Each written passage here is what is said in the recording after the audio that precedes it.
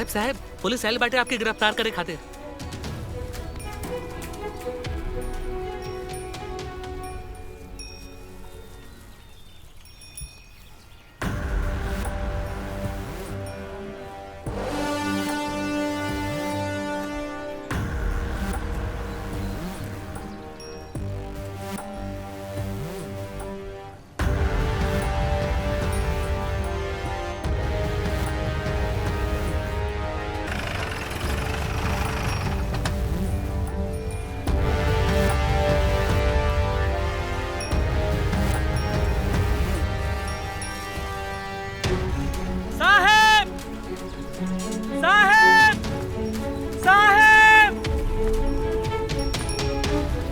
साहब साहब पुलिस आयल बाटे आपके गिरफ्तार करे खातिर।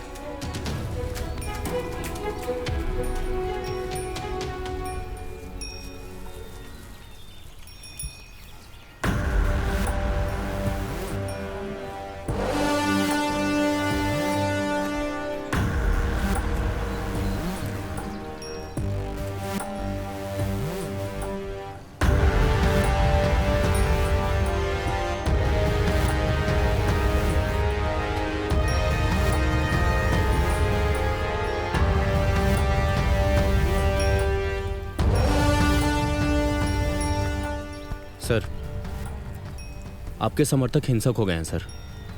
ये हम पुलिस वालों को भी नहीं छोड़ते। प्लीज आप ही इन्हें कंट्रोल कर सकते हैं। प्लीज सर।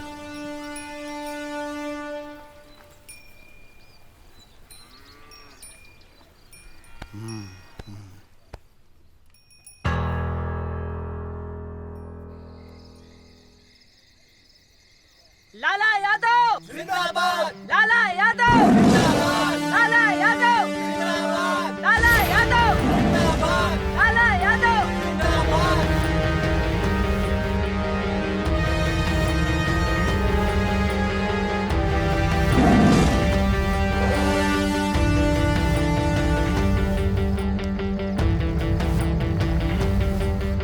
लाला यादव जिंदाबाद, लाला यादव जिंदाबाद, लाला यादव जिंदाबाद, लाला यादव जिंदाबाद, लाला यादव जिंदाबाद, लाला यादव जिंदाबाद। अरे शांत हो जाइए।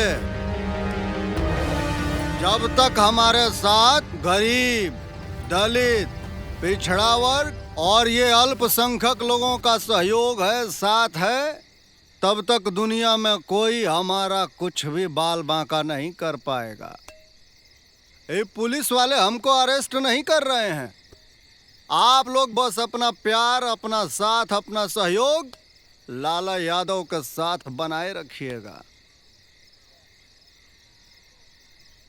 लाला यादव जिंदाबाद, लाला यादव जिंदाबाद, लाला यादव जिंदाबाद, लाला यादव जिंदाबाद, लाला यादव जिंदाबाद, लाला यादव जिंदाबाद, लाला यादव जिंदाबाद, लाला यादव जिंदाबाद, लाला यादव जिंदाबाद, लाला यादव जिंदाबाद, लाला यादव जिंदाबाद,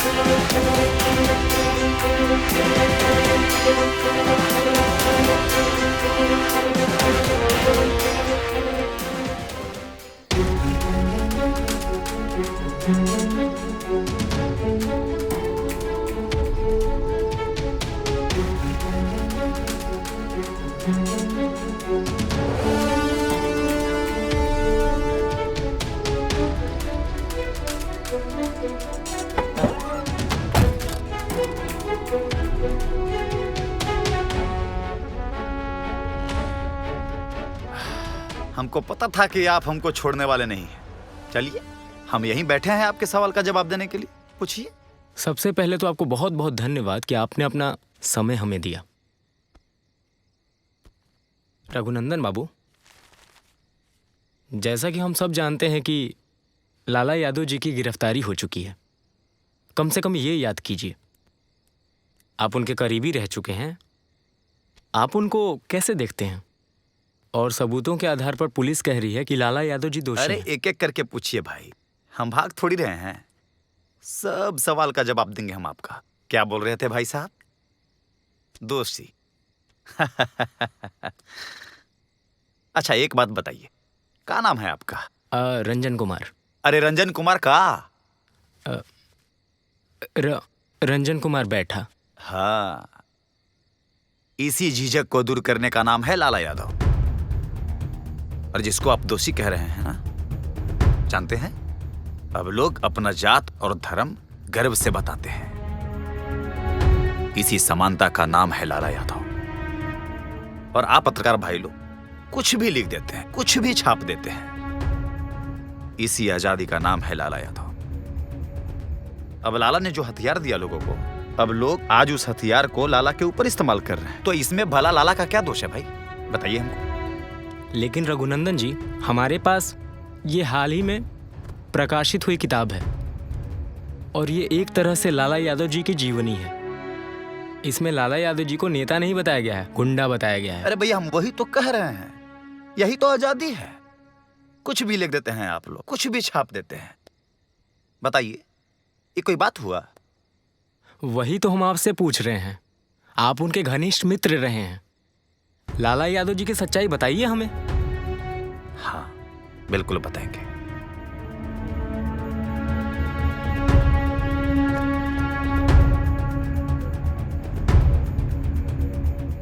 ये लालटेन लाला यादव की असलियत और सच्चाई है। ये लालटेन? हाँ, आपके लिए सिर्फ ये लालटेन होगा, लेकिन लाला के लिए उजाला का प्रतीक है। लोगों के जीवन में से अंधकार को मिटाने वाला उजाला, झूठ रूपी रात को छाटकर सच्चाई की सवेरा को दिखाने वाला उजाला। रघुनंदन बाबू, वो सब तो ठीक है, आखिर कौन सी ऐसी सच्चाई है जो अभी तक लोगों को पता नहीं है? वो असलियत हमें बताइए।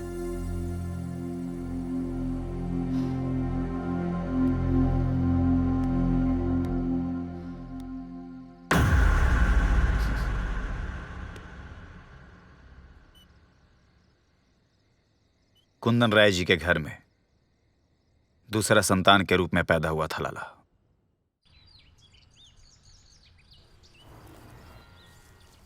हर चीज के बंटवारा तो सही से हो गईल, ई भैंसे में बेईमानी काहे करत रहा? का भइल? का बात बा?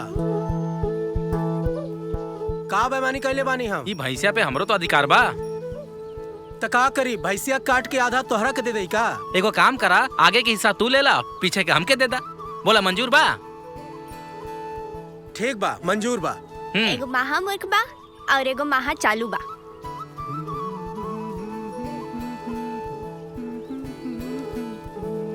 आओ आओ आओ, ले ले ले ले आओ। अरे रुक जो तो के नहवावत है, सबर रख। हाँ हाँ, देख।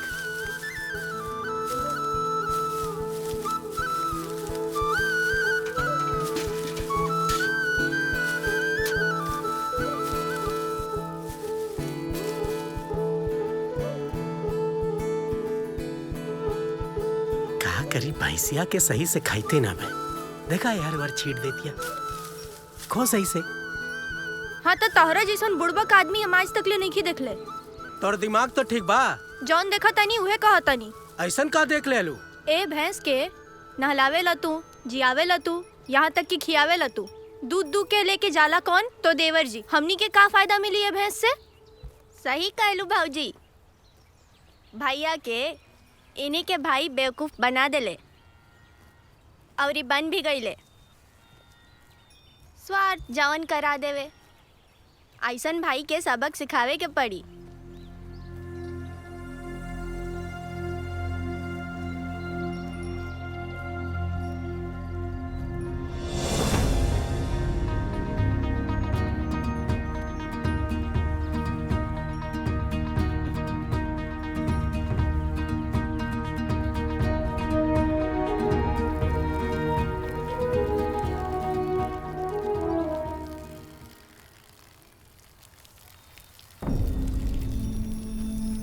ले ले खा ले। अरे ले ने खा। ओ, अरे हर अरे ये क्या करता हुआ? दिखाई नहीं के देत कि दूध दुहता नहीं। ता हम का करी? हम तो चारा खियावता नहीं। तो बाद में ना खिए तका चारा। हम चारा खियाए तू बस दूध निकल बा। तू ही तो काले रहला कि आगे के हिस्सा तोहार और पीछे के हिस्सा हमार। तब खिलावा तू, दुहता नहीं हम, आ गोबर उठावता नहीं। का छोटका भैया, आप तो बहुत गजब के बेवकूफ बनावला बिरजू भैया के। हम कहा बेवकूफ बनावता नहीं, खुद मंजूर के ले रहा कि आगे के हिस्सा इनकर और पीछे के हिस्सा हमार। अच्छा बिरजू भैया, अब पीछे के हिस्सा तू ले ला और आगे के हिस्सा इनका के दे दा। हाँ। अरे ऐसे कैसे? ए लाला, ये हमनी का परिवार का मामला, तू बीच में मत बोल। परिवार के नहीं, न्याय और अन्याय के मामला है। भैया आज से तू 2 बाल्टी में दूध निकली हा और भौजी अब आज से गोबर उठावल करी हा। हम केकरो साथ अन्याय नहीं देखल चाहत।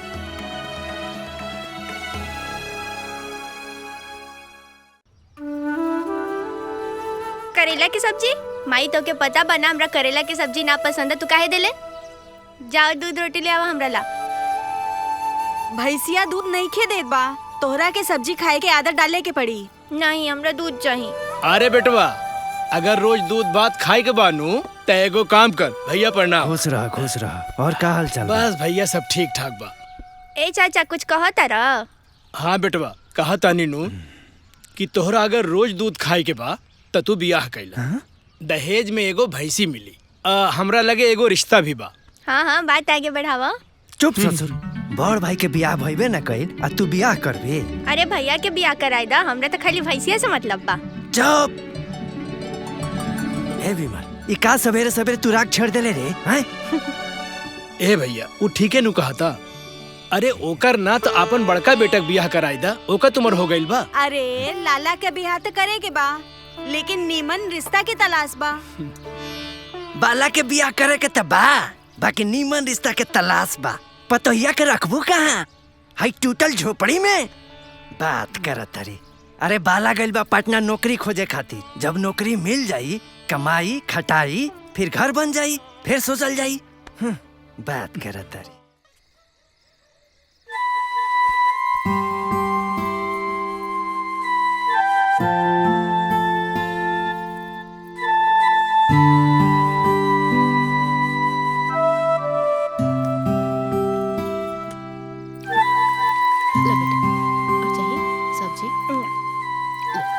पानी तो नहीं दिया माई? आराम से। हाँ।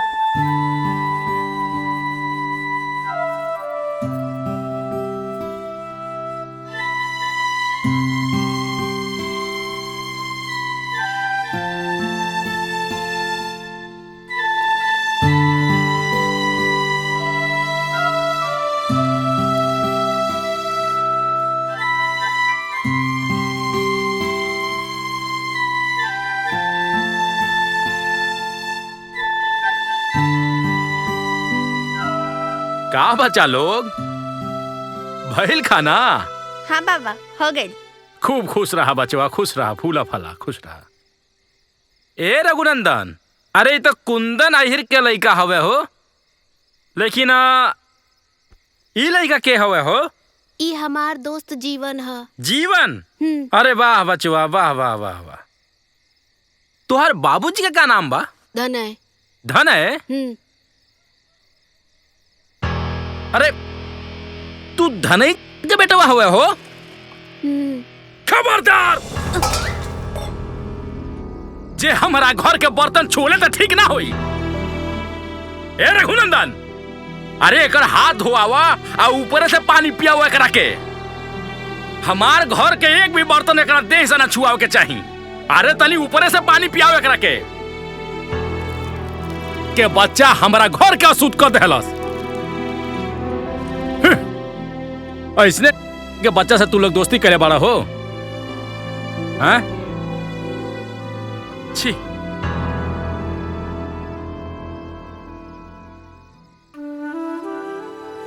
भैया बाला कबले आई?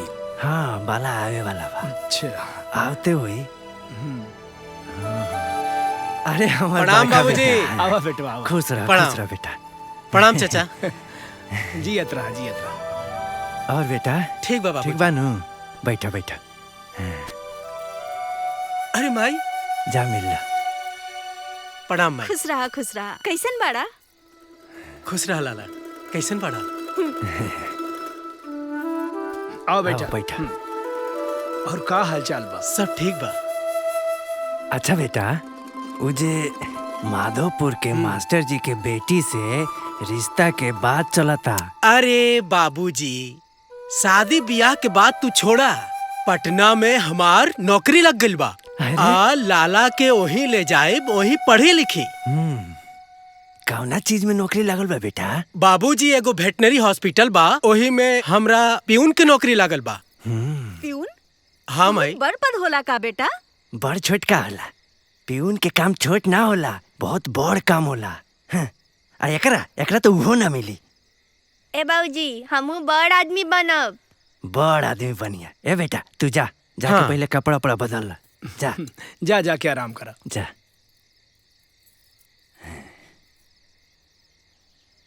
है नहीं बाबू हमार पटना जाई।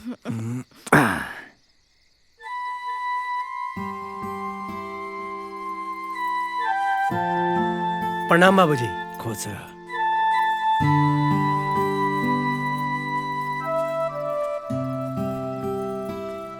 बेटा छोट भाई के ख्याल रखिया ध्यान से, काहे से कि वो पहली बार गांव छोड़ के शहर जाता। हाँ, ठीक बा एकर माई। अच्छे से देखभाल करिया।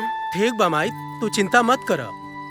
हम एकरा अच्छे से पढ़ाई लिखाई। आप फिर अरे ई का भागल जाता? एकर जाए के मन नहीं के का? कहाँ भाग के गइल? का पता।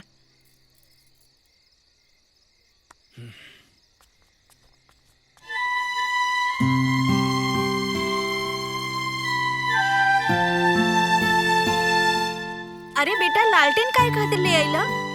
अरे शहर में लाइट रहेला, लाइट। वहाँ लालटेन का कौन काम बा? अगर लाइट कट जाई तो ललटेनवे नु काम आई। अरे वाह वाह बेटा वाह, लेकिन जल्दी करो, बस के टाइम हो गइल बा, खुल जाई। ठीक बा बाबूजी, ठीक बा। मैं चलो तनी।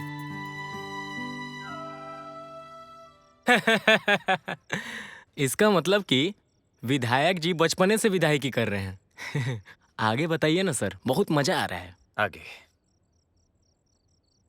अरे जिसका बचपन ऐसा था, उसका जवानी कैसा रहा होगा? गांव के सीधे साधे हमारे लाला को कहां पता था कि पटना के हर गली में राजनीति है, तो इस राजनीति से पटना कॉलेज कैसे अछूता रहता।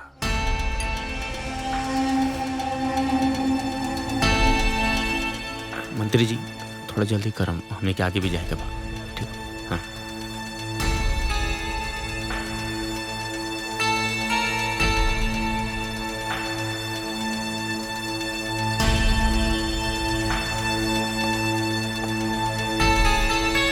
जन्मदिन के दोबारा अच्छे से बधाई। पूरा गांव हमारे इंतजार कर रहा बा। अच्छा रहुआ आगे नहीं है, हमरे लिए बड़ बात बा। बहुत बहुत धन्यवाद। चलिए आइए। जा छोड़िए बा। अरे हाँ भैया, भैया जन्मदिन के बहुत बहुत बधाई हो। भाई के पैर ना छुअल जाला, गले लगल जाला। और बतावा, बाकी कॉलेज में ठीक ठाक? अरे भैया वो कॉलेज रह कहाँ गइल बा, वो तो संसद हो गइल बा। अब पढ़ाई लिखाई कुछ ना होखेला, दिन भर राजनीति होखेला और हम उस सत्ता पक्ष के नेता हैं। अरे कॉलेज में तो इलेक्शन होके वाला बा। अरे इलेक्शन बात का भइल भैया, हम अब जीत गइल बानी इलेक्शन। एकर मतलब कि ये बेर भी तोरे अगेंस्ट क्यों नहीं के खड़ा होत? भैया हमरा सर पे राउर हाथ बा के एकर माई दूध पियौले बिया जे हमरा खिलाफ खड़ा हो सके। चंचल, जौने रफ्तार से तू कॉलेज के पॉलिटिक्स में दौड़ रहा बाड़ा ना, हमरा के लगा था बहुत जल्द बहुत बड़ नेता बनबा है। भैया राउर आशीर्वाद रही ना तो उहो बन जाए।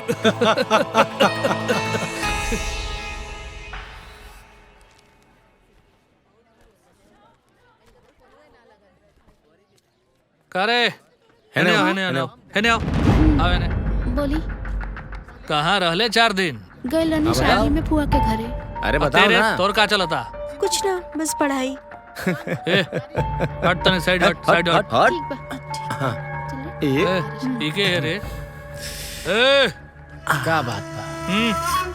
हाँ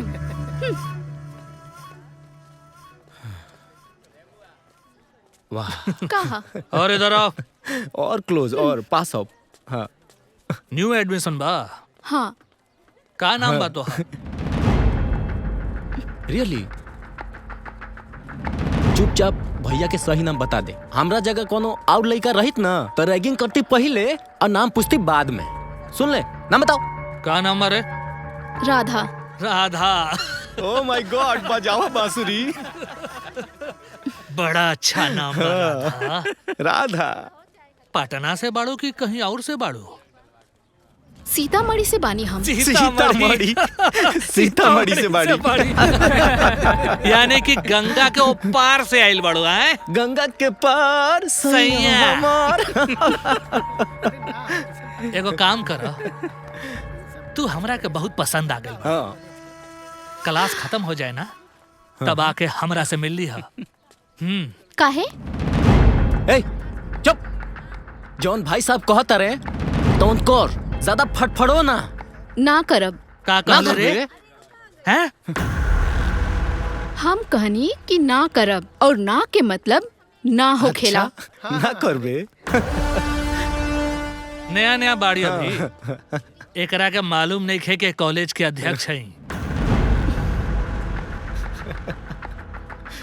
सुन, जौन भाई साहब कहता ना चुपचाप कर दे। तापन मनमर्जी करब। तू के बड़े रे? तू हो जा लगत है नया नया आइल बड़े। तू रोक बे हमरा मन मर्जी करे से। देखा ही कॉलेज है तो आर घर ना है कि अपन मनमर्जी करब तू।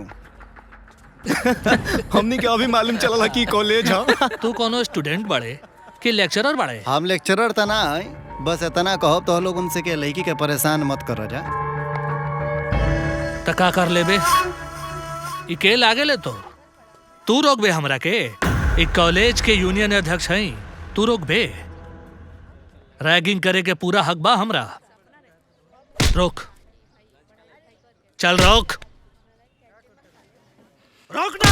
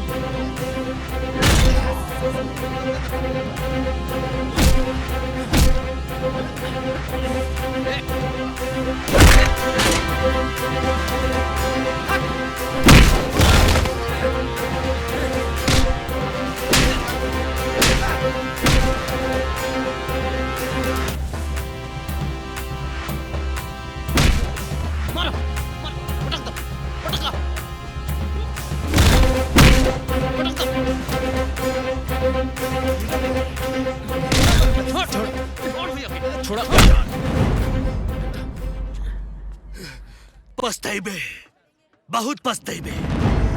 चंचल से पंगा। जान आते है जब पटक देख ले, घास दे तारा देख ले, सोच हो जाई। चलो देख ले तारा के बहुत जल्दी, बहुत जल्दी देखम तारा के।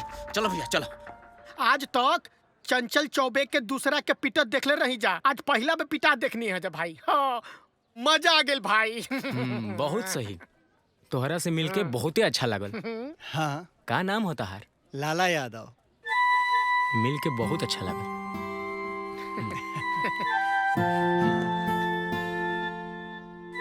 का हम भी रउआ लोग के ग्रुप में शामिल हो सके नहीं? काहे ना आवा चलो लोग। हाँ चल। नारी प्रधान देश नागरिक है जो हमने के। हाँ। अरे लाला रघुनंदन, अरे यार तू यहाँ कैसे? बस से आई नहीं है। अरे हमरा मतलब बा कि तू ई कॉलेजवा में कैसे? ए मर्दे पूरा बुर्बक हवा का। कॉलेज में काहे खातिर आवेला आदमी? पढ़ाई करे आवेला ना, पढ़े आई नहीं है। अरे यार ये तो हमरो पता है, हम तो जुने न पढ़े नहीं। अरे आओ हमार भाई, मजा गइल यहाँ तोहरा के देख के। तो लोगन के पता बा ई हमरी गांव के हवे, हमन के गांव वाला दोस्त हई जा। अच्छा ई लोग के तो रोज हम यहाँ देखे नहीं। हाँ इहे पढ़ला ना, देख लेला ना, अब मुलाकात भी कला। आवा। कैसन लगा था यहाँ? ठीक है बा, गांव वाला मजा नहीं खे। यहाँ मजा करे आयल बड़ो कि अपन भविष्य बनावे? ये बतावा कैसन रहल कॉलेज में पहला दिन? ठीक रहल है, पढ़ाई कम होत रहल, ओइजा राजनीति ज्यादा होता। जात के आधार पर तो छात्रन के संगे व्यवहार होला। तू इस सब चीज पे ध्यान मत दे, तू अपना पढ़ाई पे ध्यान दे, बुझाइल? चल बाहर। भैया छोड़ के गलती हो गई। ये देखी भैया पकड़ा गई। हाँ अब कुछ हो जाए करके ना छोड़ब। ते हमनी से झूठ काहे बोल ले? ए रुक, कहाँ लेके जाता रहा? का गलती कैले बा? ये आपन धर्म छुपा के हमनी के साथ जौन कैले बा ना, ओकरे सजा देता नहीं। पहले कॉलर छोड़। का हो जौन कहता ना सच बा? जी भैया। काहे कैला है सन? भैया हम मुसलमान हैं, अगर ये लोग के बता देती तो ये लोग कभी भी हमरा के रूम में ना रहे दे, यही खातिर हम अपन नाम बदल के रहत रहनी। चलो ही मुसलमान होके अपना बचाव में झूठ बोलस कि एकर नाम मनोज सिंह है, लेकिन ये मनोज सिंह की जगह मनोज राम, मनोज बैठा, मनोज पासवान, मनोज दास, मनोज तुरहा, मनोज कोयरिया, मनोज हरिजन रहित ना, तब भी तो लोग उनका व्यवहार एकरा संगे इहे रही। काहे से कि तो लोग इंसान के संगे ओकर जात पात देख के ओकरा संगे व्यवहार करे ले जा। एकरा तो सजा मिलबे करी और जरूर मिली, काहे कि हमरा कॉलेज में मुसलमान कोनो बैन नहीं खे।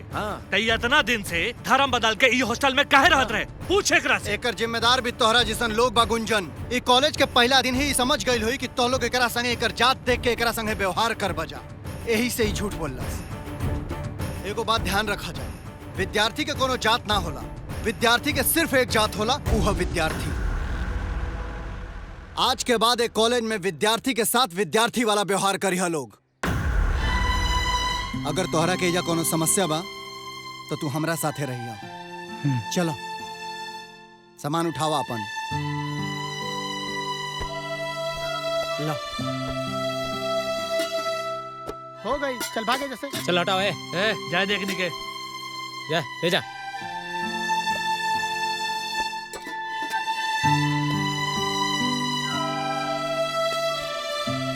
भैया क्या है जायदो लोकरा के? सजा तुम लेके चाहिए ना। देखा कैसे बचा के लेके चल गई। कब तक बचाइए करा के? देखा था। जैसे तू अपना गांव में फेमस रहला, वैसे तू यहाँ भी फेमस हो गई बड़ा। खास करके आज के घटना के बाद सारा के सारा स्टूडेंट्स तुहार फैन बन गए बड़े। हाँ भाई, ई प्रसिद्धि के तहरा फायदा उठावे के चाहिए। ई बार जो चुनाव होके जाता ना, छात्र संघ के चुनाव, खड़ा हो जा, मार दे बाबाजी।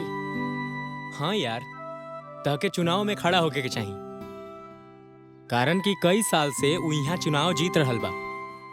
एकर कारण सिर्फ एक एगो बा, ओकरा अगेंस्ट केहू खड़ा होके के हिम्मत ना करेला। और तोहरा में हिम्मत भी बा और छात्र के सपोर्ट भी बा।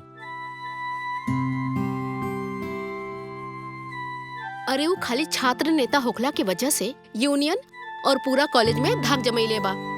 अगर तू कॉलेज के इलेक्शन में खड़ा होखबा तो पूरा कॉलेज ना तोके सपोर्ट करी।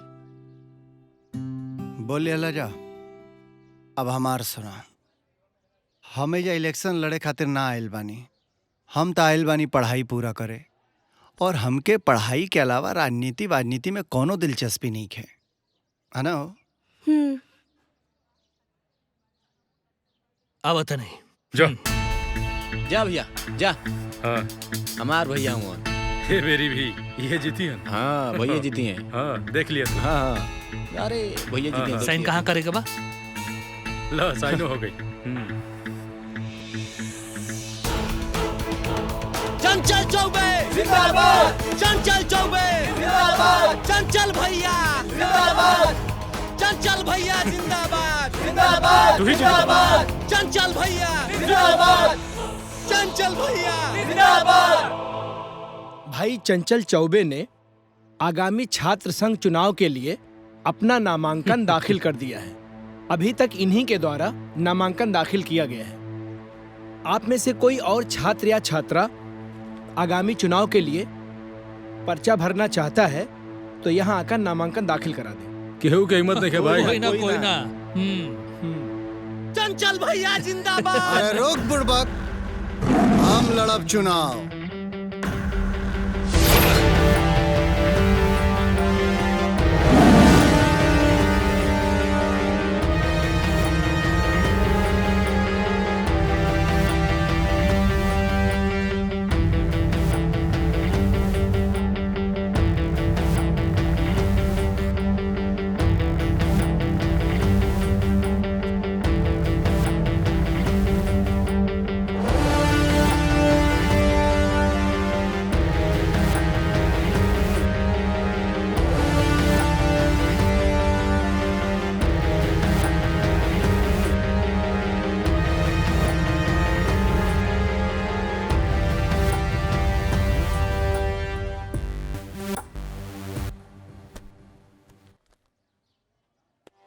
लाला भैया जिंदाबाद, लाला भैया डरैला के कोनो जरूरत नहीं है, खुल के बोला जा। लाला जादव जिंदाबाद, लाला जादव जिंदाबाद, लाला जादव जिंदाबाद, लाला जादव जिंदाबाद।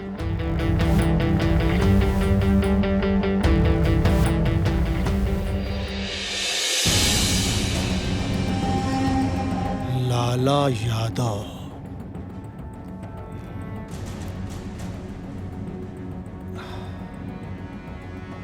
ए लड़का में इतना हिम्मत कहाँ से आ गल रे कि तोरे खिलाफ खड़ा हो गल? अभी नया नया आइल बा कॉलेज में। 3-4 बार तो हमरे से भिड़ंत हो गइल बा अभी तक।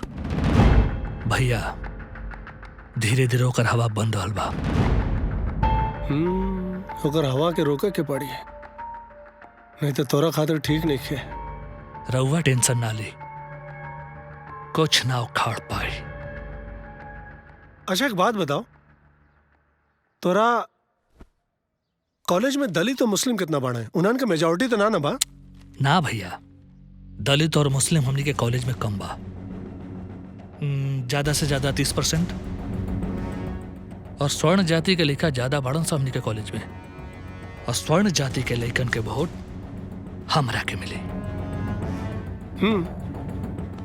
टेंशन मत ले, तब तो तू जीत पक्की है। इलेक्शन के बाद लाला यादव के देखा के बड़ी।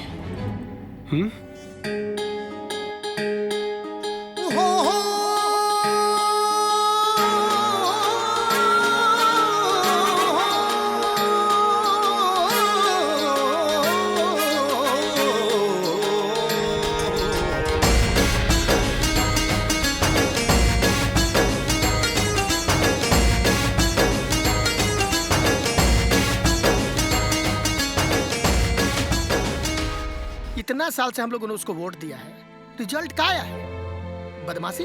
इस बार कुछ नया करने को मिल रहा है। सही अपने कहा लाला यादव को वोट देंगे, तनी जाके करा के अच्छा से समझाओ। विजयी बनाएंगे, चल जो। और सारे छात्रों का भविष्य बनाएंगे। क्योंकि लाला यादव में मुझे वाक दिखा है कि वो कुछ कर दिखाएगा हम छात्रों के लिए। बस इस बार चुनाव में जितावे के बाद ये जान लिया। ए हट रे, करे बड़ा बोली निकला तो तोरा के। सब बोलती बंद कर दे। चल भाग यहाँ से, भाग। एकर बदला चुनाव में ले। कान खोल के सुन ला, अतहनियों के कॉलेज में पढ़े के बाद तो चंचल चौबे के वोट देवे के पड़ी, ना तो तहनी के का। सुन ले, कान खोल के सुन ले हमार बात। चंचल चौबे जिंदाबाद। सब कहाँ गए सन? हाँ। अब की बार बता दे कि चुनाव कैसे होला। ऐसे जगमग होके जग सारा, ना ही घेरे घोरे दियारा।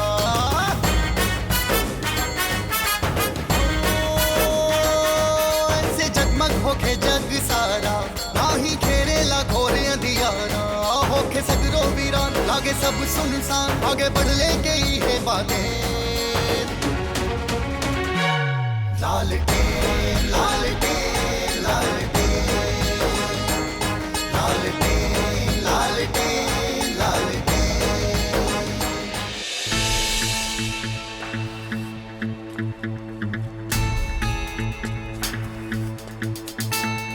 का भीड़ बा? चल शुरू कर। चंचल चौबे जिंदाबाद जिंदाबाद जिंदाबाद। चंचल चौबे जिंदाबाद जिंदाबाद जिंदाबाद। जीतेगा भाई चंचल जीतेगा चौबे जीतेगा। जीतेगा भाई देख जीतेगा। लो, हारे वाला उम्मीदवार आ गइल बा। देखत रहा भीड़, बाप रे बाप। हमनी कितना मेहनत करनी जा, तब वो 10 को लेकर ना।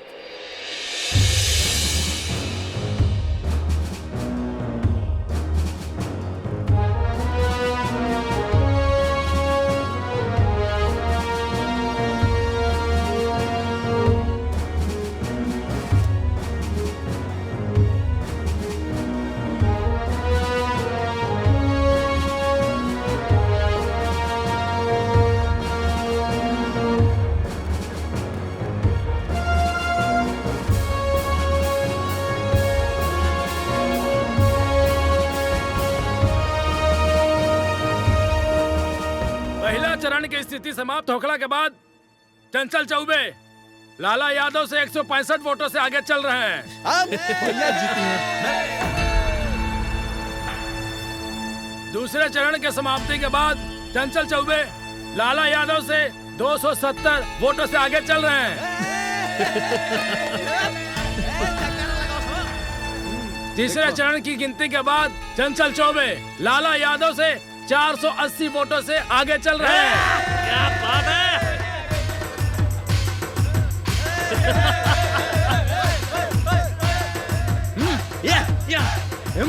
बजाओ सर बजाओ सब।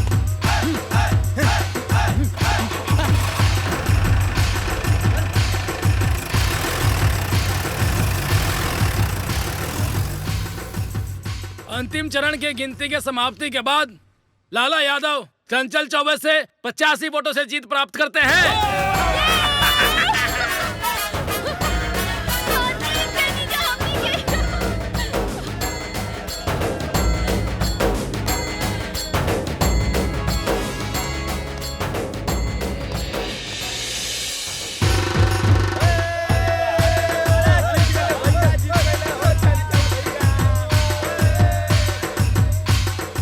भैया गोड़ लगता नहीं। अरे भैया चुनाव जीत गए राउर आशीर्वाद से, मुंह मीठा करी। चुनाव तय ना लाला यादव जीतल। है ये कैसे हो गए?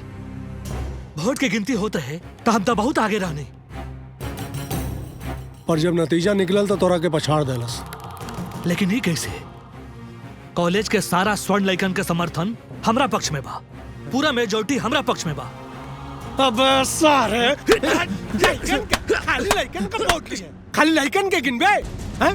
आ लइकन के गिनती क्या करी बे? हमार बाप लइका पक्ष में रहे।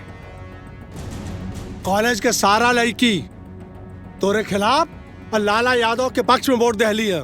आपन इमेज सुधार। लड़किन के नजर में ते रावण बाड़े और ललवा राम। कुछ भी हो भैया, कॉलेज में माहौल तो हमरा पक्ष में रहे। वोट के गिनती में कुछ ना कुछ गड़बड़ भइल बा। कुछ गड़बड़ ना भइल। रातों रात सारा बाजी पलट गई। ये सब और राधवा के चलते भइल। राधा ई कैसे भैया?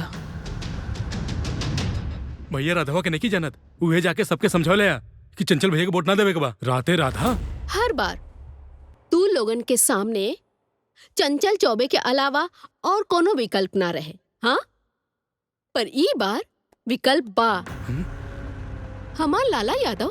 बाप रे बाप, तू चाहता रू कि हमनी के चंचल चौबे के खिलाफ वोट करी? ना बाबा ना, अगर वो जान जाई तो हमनी के कॉलेज में रहल मुश्किल कर दी। ये बस ये डर खत्म करे खातिर तू सबन के ई बार लाला यादव के वोट देवे के पड़ी। लाला यादव बहुत ही नेक लड़का बा और ये बात तू सब लोगन के बतावे की जरूरत नहीं खे। लाला यादव एक दिन बहुत ही अच्छा छात्र नेता बनी, ये हमार विश्वास बा। जे एक तरफ ऊ चंचल चौबे और दूसरी तरफ हमार लाला यादव, तू लोग खुदे जाना तारू कि ये दोनों में से किनका के चुनल सही रही और केकरा के ना।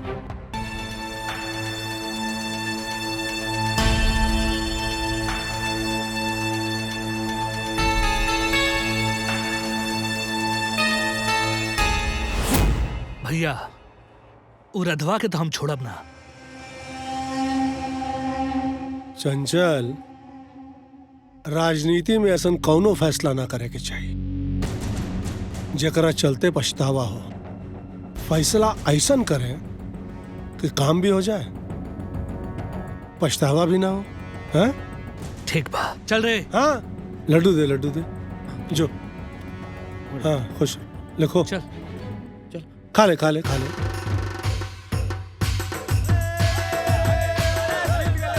बंद कर।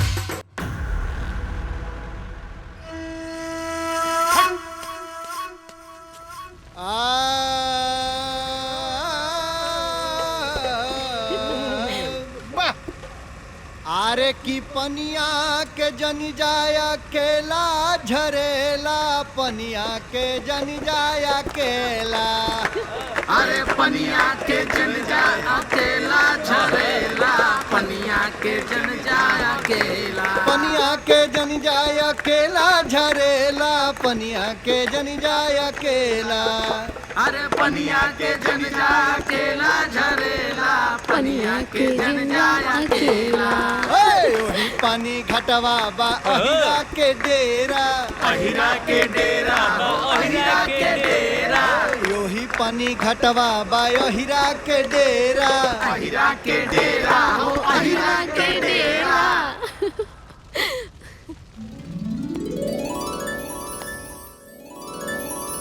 दूधवा पियाई रस लेला, आय है दूधवा पियाई रस लेला झरेला, पनिया के जन जाया केला झरेला, पनिया के जन जाया केला। पनिया के जन जाया केला झरेला, पनिया के जन जाया केला।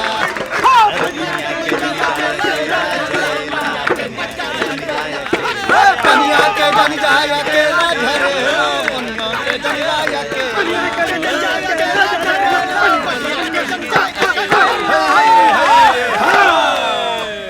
भैया, ये यूनिवर्सिटी में पहला बेर छात्र और छात्रा लोगन के इतना खुशनुमा माहौल में देखनी है। वाह, एकदम मतलब जियरा हरियरा गई तो लोगन के खुश देख के।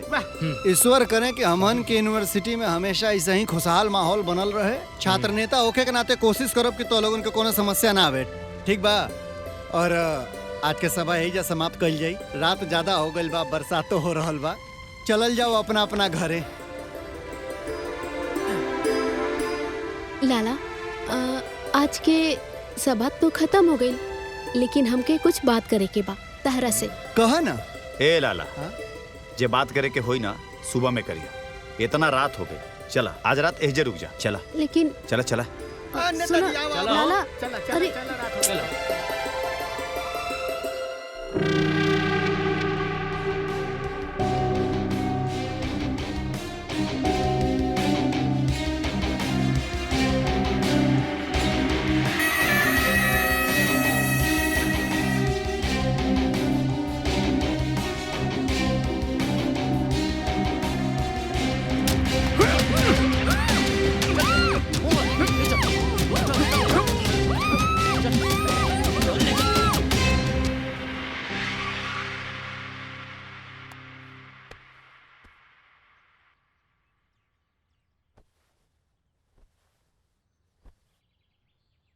अरे यार, ठीक।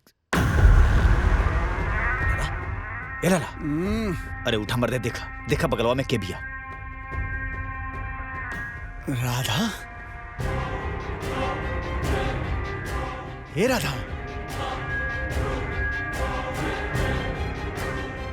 राधा, हे राधा।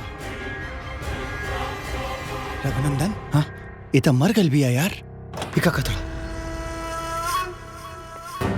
ये देखे इंस्पेक्टर साहब, ये ललवा अपने ही दोस्त के हवस के शिकार बना के जान से मार दे ले। इंस्पेक्टर साहब, इस शर्मनाक हत्या में एक सबसे बड़ा हाथ बा। काहे कि रूम एकरे बा, पूछ ले ही केकरो से। ना इंस्पेक्टर साहब, झूठ बोलता ही। हमरा का मालूम है नहीं कि कैसे अली है जा। हवलदार, गिरफ्तार करो इन दोनों को और लड़की की लाश को पोस्टमार्टम के लिए भेज दो। ले चल चल चल। अब राधा देखिए, अरे इंस्पेक्टर साहब हम कुछ नहीं की कहले।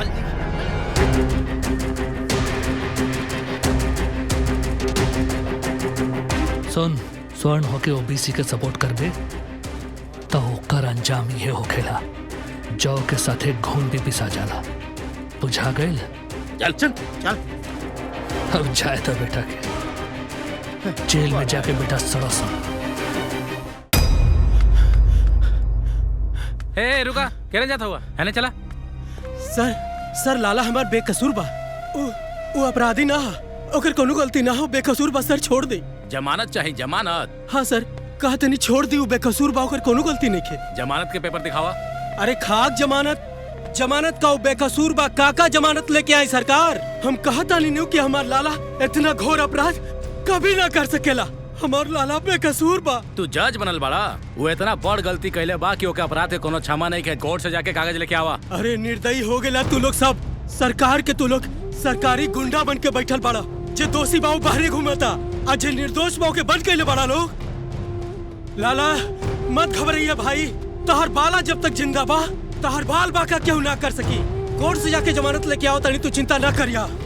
हम समझ ले इन लोगन के, ते चिंता मत करिए।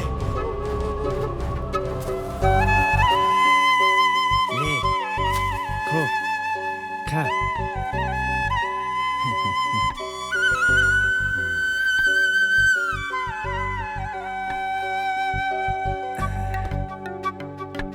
खा खा।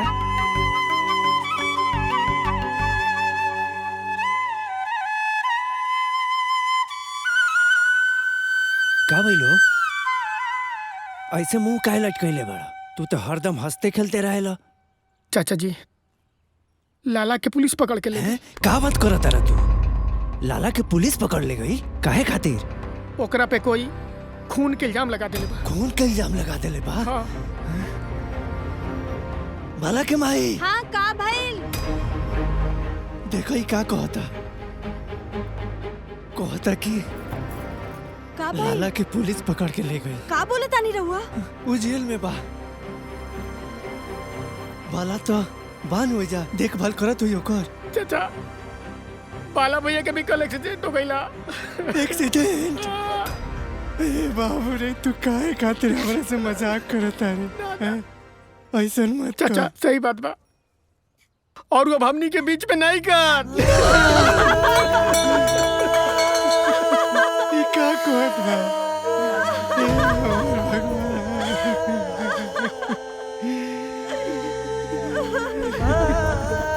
हे भगवान, तू ही का कैला तू भगवान? एक बेटा के ऊपर उलालेला, दूसरा के जेल भेजवा देला। हम कौन ऐसा पाप कैले बानी? हम कौन ऐसा पाप कैले बानी कि हमरा कैसा दुख देला?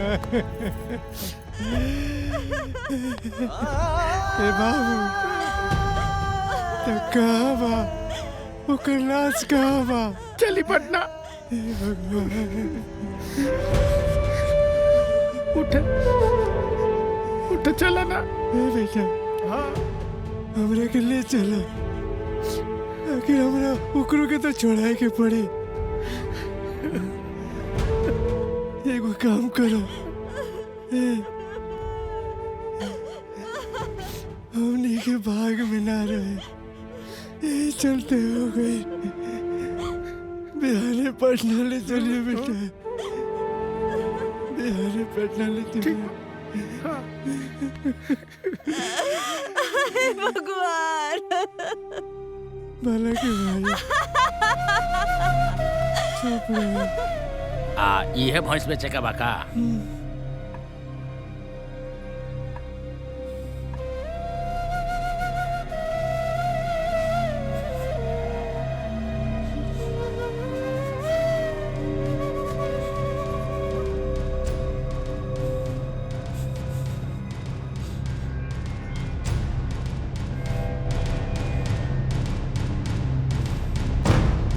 अच्छा ही बताई, पहले तो ना बेचे के रहला अपन भैंस। पहले हमरा जरूरत ना रहलक भाई, बाकी अब हमरा ऊपर मुसीबत के पहाड़ टूट गइल बा। यही से हमरा पैसा के बहुत जरूरत बा, यही से बेचे के पड़ता। ठीक बा, आई रख ली।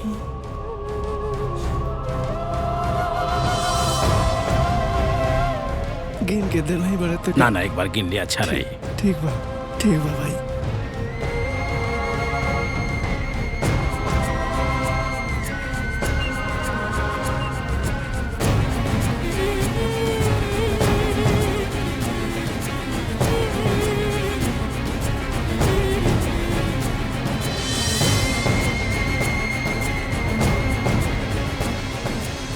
ये हमार कुल पैसा रुआ ले ली, हमार लड़का लाला के बचा ली, काहे कि हमार बेटा गलत ना कर सकेला साहब, ना कर सकेला। आपके बेटे को बचाने के लिए पैसे की नहीं, सबूत की जरूरत है। उसके ऊपर बलात्कार और खून का आरोप लगा है। ना साहब, ऐसा शब्द मत कहीं, वो कबो ना कर सकेला साहब। हमरा पूरा विश्वास बा साहब, पूरा विश्वास बा साहब। एगो लड़का पहले ही भगवान छीन ले, वो पूरा घर के सहारा रहे। ये एगो लड़का बचल बा, ये सहारा बा। भैंस बेच के ये पैसा ले आइल बानी, और हमरा पास एकरा सिवाय कोनो सहारा नहीं के। बहुत आस लगा के बड़ी दूर से आइल बानी साहब, हमार विश्वास करी साहब। हमार बेटा ऐसा कबो गलती नहीं के कर सकत साहब, कबो गलती नहीं के कर सकत साहब। मैं पूरी कोशिश करूंगा, आप हिम्मत रखिए। लाल को बचाने के लिए सबूत की जरूरत है। सर, हमरा लाला के फंसावल गइल बा। किसी पे शक है? सर, शक ना, हमरा पूरा विश्वास बा कि चंचल चौबे ही हमरा लाला के फंसौले बड़े। खून कॉलेज में हुआ है, तब तो वहाँ कुछ न कुछ तो सबूत जरूर मिलेगा। देखते हैं। ठीक बा साहब। लाला के माता पिता ने लाला की पढ़ाई लिखाई छुड़वा दी और उसको लेकर के वापस गांव आ गए और बिना देखे लाला का ब्याह तय कर दिया।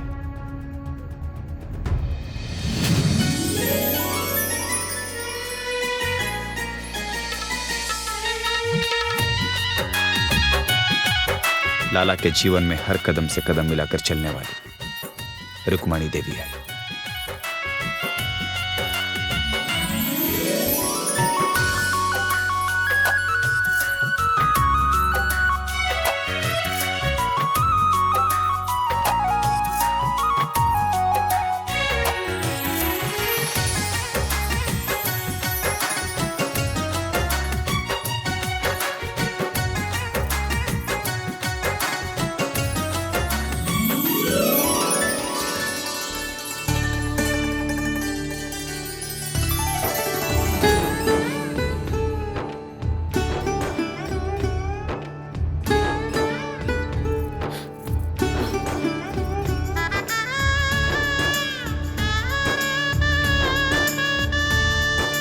बैठो।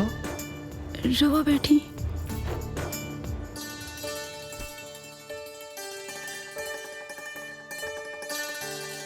पक्का से निकल के झोपड़ी में आई हो।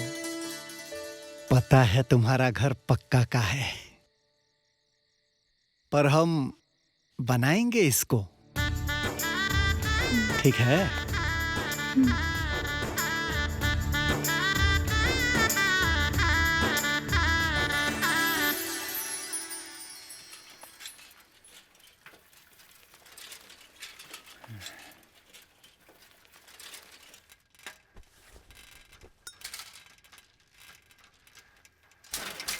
बेटा आ गेला। हाँ बाबू। ए बाला के माई, एक गिलास पानी लेके आओ, लाला आ गइल बाड़े। कुछ काम मिलल बेटा? तू तो काम खातिर शहर गई रहला नु। ना बाबू, जहाँ जाता नहीं सभी है कहा था काम नहीं खे। ला बेटा।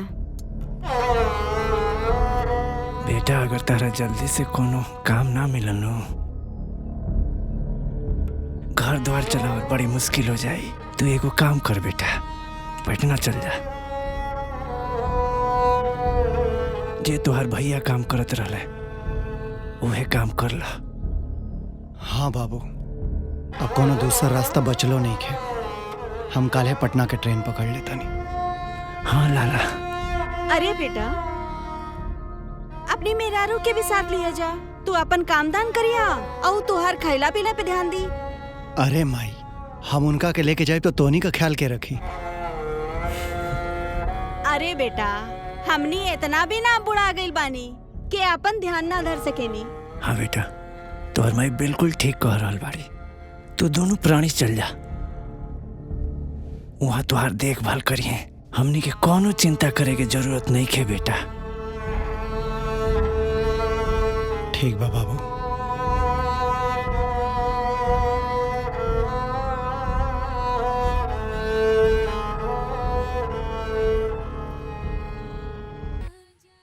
अरे गाय जल्दी अच्छा हो जाए, ठीक बा ना?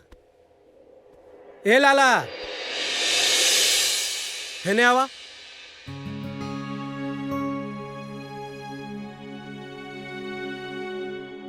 जा चाय बना के ले आवा।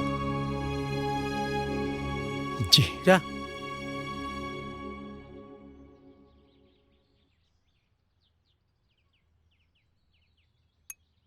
बुढ़बका बाड़ा, दो आदमी और ना दिखाता ने का कि एक कप लिया चाय।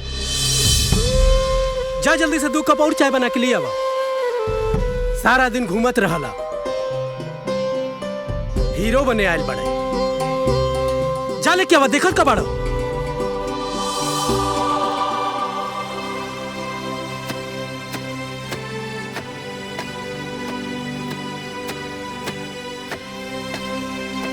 सुनो सब लोग ठीक से काम करिए ना तो शाम के एको पैसा ना मिली। हाँ चाचा, ठीक। हाँ ए, चल हफ्ता निकाल, आगे से आवे के ना पड़े। और बतावा का हाल बा? ठीक बा। प्रणाम साहब। का लाड साहब आ गइला? ये आवे के टाइम है तोहार। डॉक्टर पहले आवेला और चपरासी बाद में। जा जल्दी बर्तन धोला और 2 कप चाय बना के ले आवा। जा जल्दी, देखत का बड़ा हीरो बने आयल बड़े। जा जल्दी। बड़ा आयल और हो बढ़िया बा।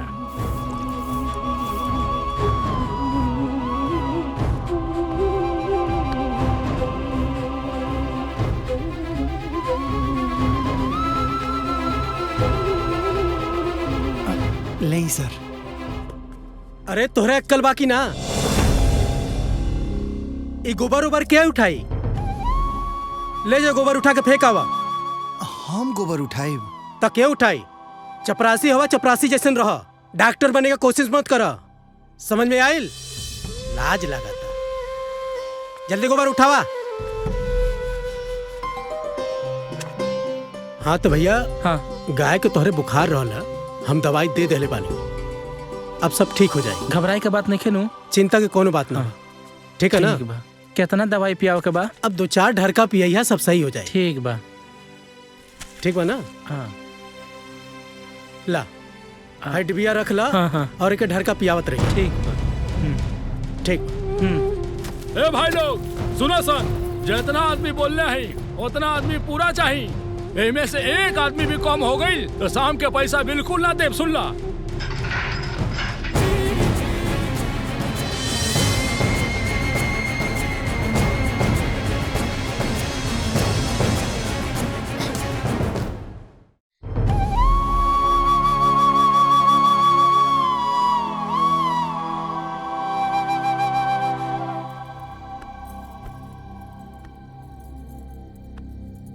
अरे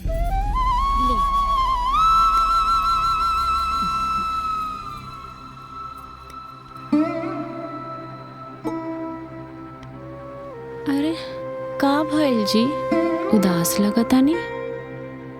सुना, हमसे ही चपरासी के नौकरी अब ना हुई। हम नौकरी छोड़ल चाहता नहीं। काहे? काहे से कि हमारी जरूरत यहाँ ना कहीं और बा। कहाँ? राजनीति में। आए? काहे से कि हम ही जन देख रहल बानी ना, दलित लोगन पर, हरिजन लोग पर अत्याचार हो, ये हमसे अब बर्दाश्त नहीं के होत और एकरा के बदले खातिर कोनो पावरफुल इंसान के जरूरत बाटे। हम बनबो पावरफुल इंसान। तहार का इरादा बा? जाऊन रवा के ठीक लागे तो ठीक है। अब वही माई बाबूजी को पत्र लिख देते हैं कि राजनीति ज्वाइन कर रहे हैं।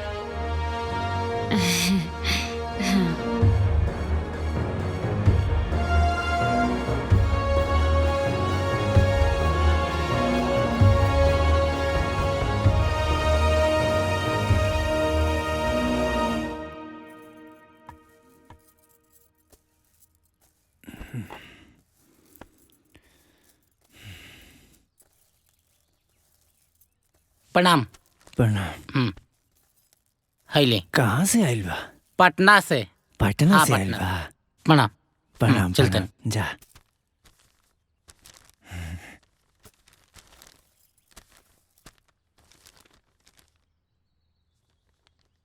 खुश रह।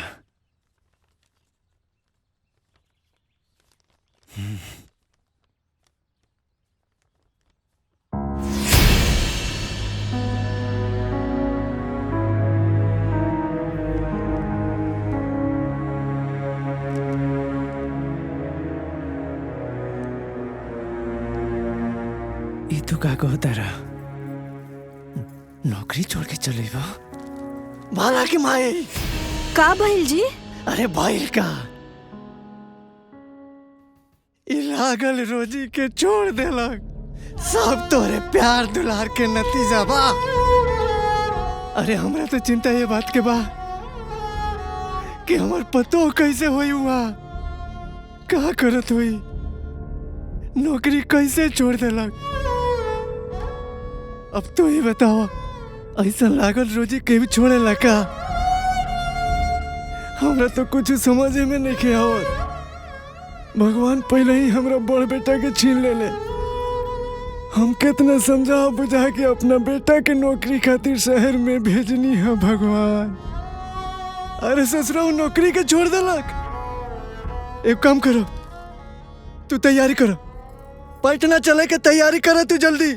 हाँ ठीक बा।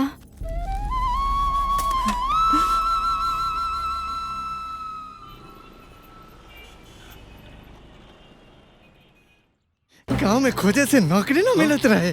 इतना पैरवी करके सब करके हम ओकरा के वहाँ नौकरी दिलवाई।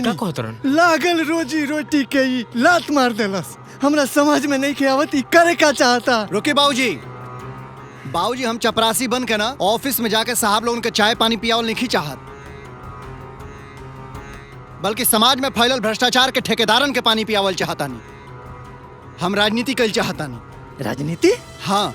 का कर लेबे ते राजनीति? उहे जे आज ले केहू नहीं कैले बाबूजी। वाह लाला, हमनी के तोहर इहे रूप देखे के चाहत रहनी है। तू आगे बढ़ा, हमनी सब तोहरा के साथ बनी जा। हाँ लाला। हाँ लाला। चुप रह तू लोग। बाबू, हमनी के गरीब लोग हैं, अपन और अपना मेहरारू के पेट भरे के बारे में सोच। देश चलावे के ना। अगर पेट पाले के ही जिंदगी कहल जाला बाबूजी, तो ई काम तो एगो कुकुरो करेला। हमरा से ज्यादा मुंह मत लगाओ। जौन कहता नहीं वो सोच। चुपचाप फैक्ट्री में जाके माफीनामा जमा कर और फिर से जाके चाय पानी पिया हुआ। हम वेटरनरी में नौकरी करके चाय पानी पियावे खातिर पैदा नहीं भइल बाबूजी, बल्कि समाज से गंदगी के दूर करे खातिर पैदा भइल बानी।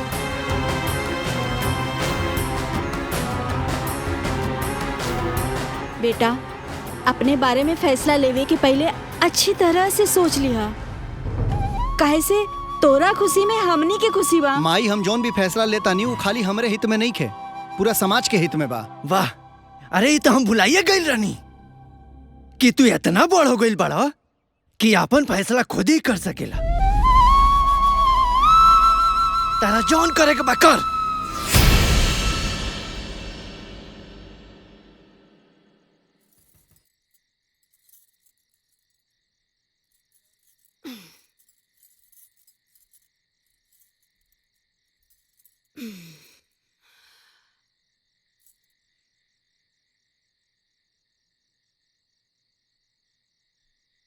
ए जी आए ई राजनीति मत बल त राज कइल होला ना।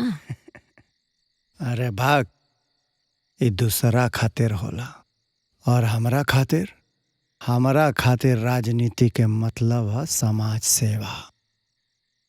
समाज सेवा तो हर नेता लोग कहेला, बाकी रउआ में अलग का करब? अरे रुक्मिणी, बाकी के नेता लोग कहेला, हम करके दिखाए।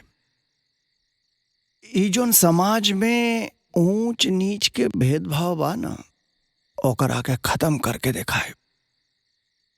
आज लोग छोटी जात वाला के आहिर बेलार, चमार सियार, कुर्मी सुरमी, नोनिया सोनिया ना जाने का कह कह के बुलावेला। हम समाज से ये ऊंच नीच के भेदभाव मिटा के रहा और छोटी जात वाला लोगन के उनके सम्मान दिलवाए।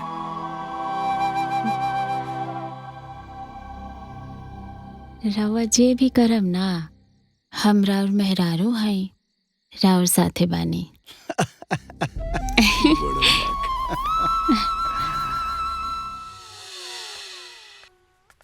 नेताजी नमस्कार। नमस्कार नमस्कार। कहा? हमारा नाम लाला यादव हुआ और यूनिवर्सिटी के हम छात्र नेता रह चुके हैं। वाह, बहुत बढ़िया।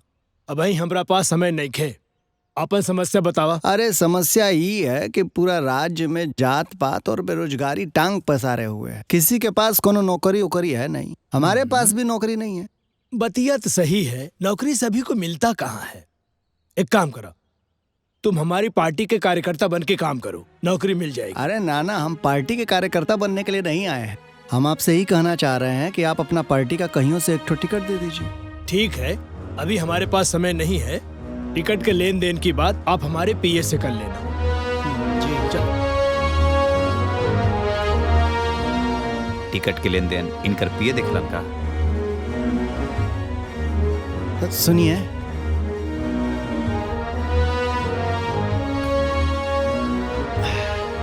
तो आपको टिकट चाहिए? जी जी जी। तो आपको भी टिकट चाहिए का महाराज? नहीं नहीं नहीं, हम तो लाला के बारे में बोल रहे थे ना। मेरे पास 2 टिकट है, एक टिकट आप ले लीजिए और एक आप ले लीजिए। अरे महाराज, ये तो बस का टिकट है। तो क्या हवाई जहाज का मिलेगा? अभी नई नई बस खुली है, पटना टू बक्सर, उसी का टिकट है। जाइए और ऐश कीजिए। हम आपसे गंभीर विषय पे बात कर रहे हैं, आप हमसे मजाक कर रहे हैं। हम मजाक कर रहे हैं कि आप मजाक कर रहे हैं? ऐसे टिकट मिल जाता है? अरे छोड़िए ना नेताजी। नेताजी, हाँ, क्या बात है?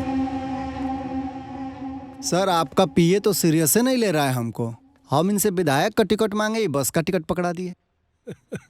अरे तो जौना लाग रहा वह ना मिली। तू छात्र नेता रह चुकल बाड़ा तो तोहरे के विधायकी के टिकट दे दे। यहाँ तो घर घर से छात्र नेता और युवा नेता निकल रहा बाड़े, तो सबका हम टिकट दे के अपन पार्टी के बैंड बजवा दे। विधायकी के टिकट कौन इतना आसान बका जी? बहुत पापड़ बेले के पड़ेला जी। दाल भात के कबर समझ ले बाड़ा तू। जितना आसमान पे उड़बा ना उतने धड़ाम से गिरबा। बुढ़ौती आ जाला विधायकी के टिकट पावे के सबके यही जा। अब तू बच्चा बाड़ा का जी? हे बाबू, बहुत जल्दी में बाड़ा है, बस का टिकट ला और घरे चल जा अपने। चल। बड़ा मेहनत करे के पड़ेला यहाँ तक पहुँचे में। मिल गई का? हाँ, बड़ा आइले।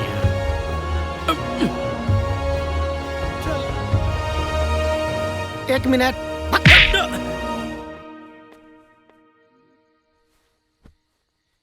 यार कुछो समझ में नहीं ख्यावत, का कल जाओ। चाय ले आवा हो। चाय पियो चाय।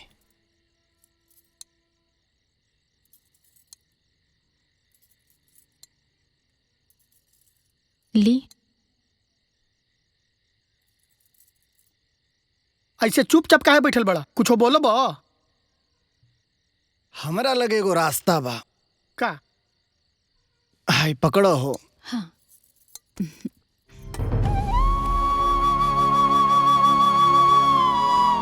हाय देखा। का दिखावल चाहत रहो? कुछ बुझात नहीं खे? सब बुझाई।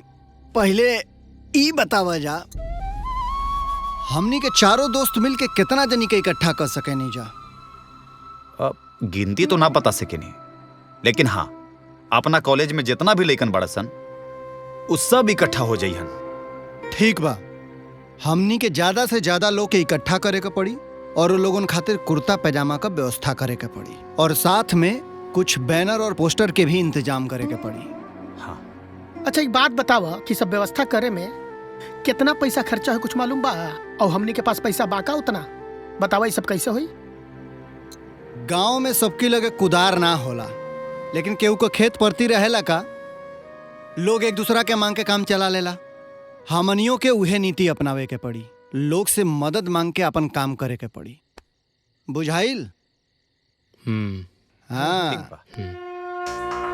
चाय पियो चाय।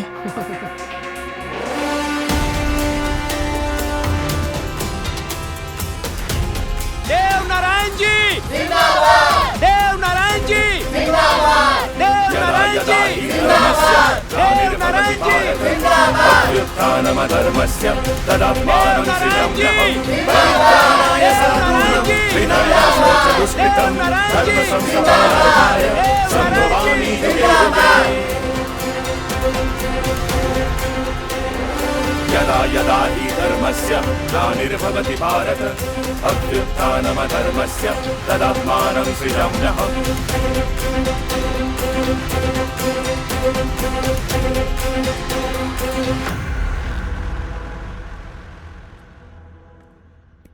हे लोगन के पानी वानी पिया दो, केहू छूटे के ना चाही।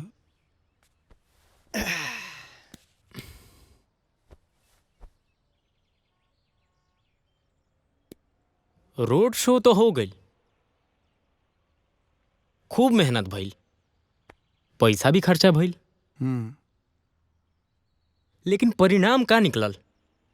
हमरा कोनो फायदा नहीं लौकत। परिणाम निकली, जरूर निकली। एगो बात बतावा कि जहिया खेत में फसल बोवल जाला वही दिन फसल तैयार ना होला। टाइम लागेला, एहू में टाइम लागे, लेकिन परिणाम आई परिणाम।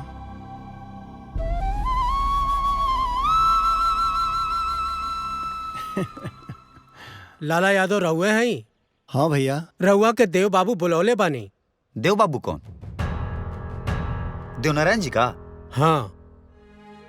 ठीक बा, रहुआ चली, हम आवत आनी। ठीक।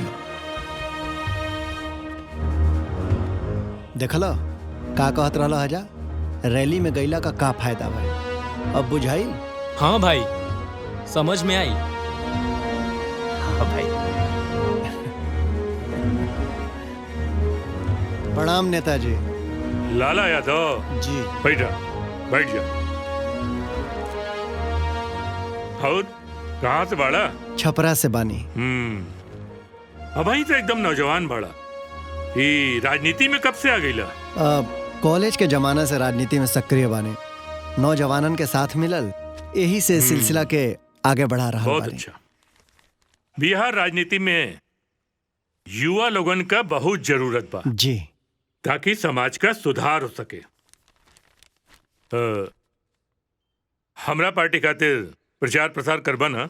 बिल्कुल, एगो अच्छा नेता का प्रचार प्रसार करके हमके खुशी हुई। लेकिन एकरा पहले हमरा के संपूर्ण क्रांति अभियान खातिर तहार समर्थन चाहिए, काहे कि तोरे साथे युवा लोग बाड़न। नेताजी, आपके संपूर्ण क्रांति अभियान में हम नौजवानन के इकट्ठा भी करब और लोगन से रउआ खातिर वोट भी मांगब। बहुत अच्छा। एगो छोटा सा बात कहे के रहा। चला।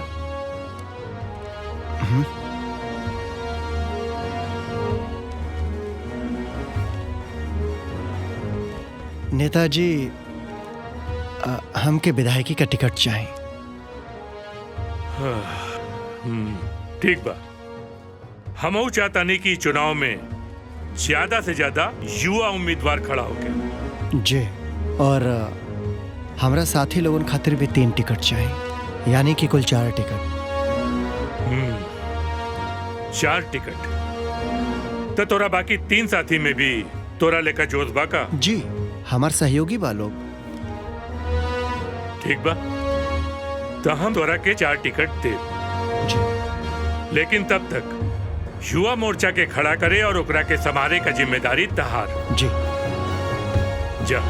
प्रणाम। खुश रहो।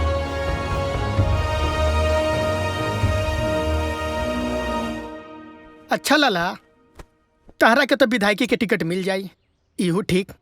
आ तोहरा साथे साथे हमनियों के विधायकी के टिकट मिल जाई, इहू ठीक। अरे लेकिन इतना नौजवान कहाँ से इकट्ठा करब जा? तोहरा रोड शो खातिर बहुत मुश्किल से 20-25 गो लइकन के इकट्ठा कैले रहनी। नेताजी के क्रांति अभियान और चुनावी रैली खातिर इतना नौजवान कहाँ से आए? एगो बात बतावा, जब हमनी के रोड शो करे के रहे तो हमनी के सोचले रहनी जा इतना लइका हमनी के मिल जी सब ना ना, बाकी मिलना सा ना। कैसे? जुगाड़ से। हम नेताजी के जुबान ऐसे दे के नहीं है कि नेता लोग पहले जुबान देला अब बाद में काम करेला। यो होई जुगाड़ से मर्दवा। बात तो बिल्कुल ठीक कहा ताड़ा।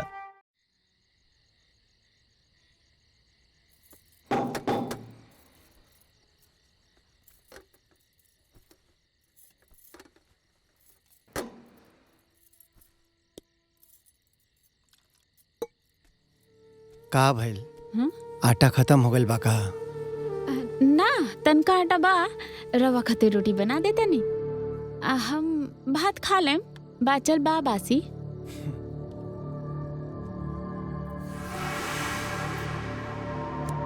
रहा, हम कह देता नहीं।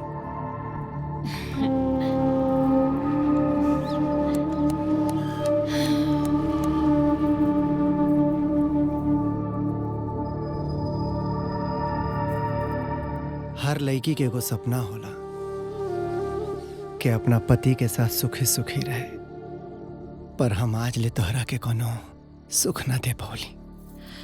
बाक जी, सूखा दुख गरीबी अमीरी से नाना पल जाला। हम बहुत सुखी बानी जी, रवा हमसे आतना प्रेम करेनी। सुख दुख तो आवत जात रहेला। हम बहुत सुखी बानी। भवानी के कोनो बहुत बड़ा कृपा रहे, जन तोहरा जैसन मेहरारू हमके दे देली। आप लोगों के इतना बड़ा संख्या में यहाँ आने से हमको बहुत बल मिला। भ्रष्टाचार हटाना, बेरोजगारी दूर करना और शिक्षा में क्रांति, ये तब तक संभव नहीं है जब तक ई व्यवस्था रहेगी। कहे कि ई सब ई व्यवस्था की देन है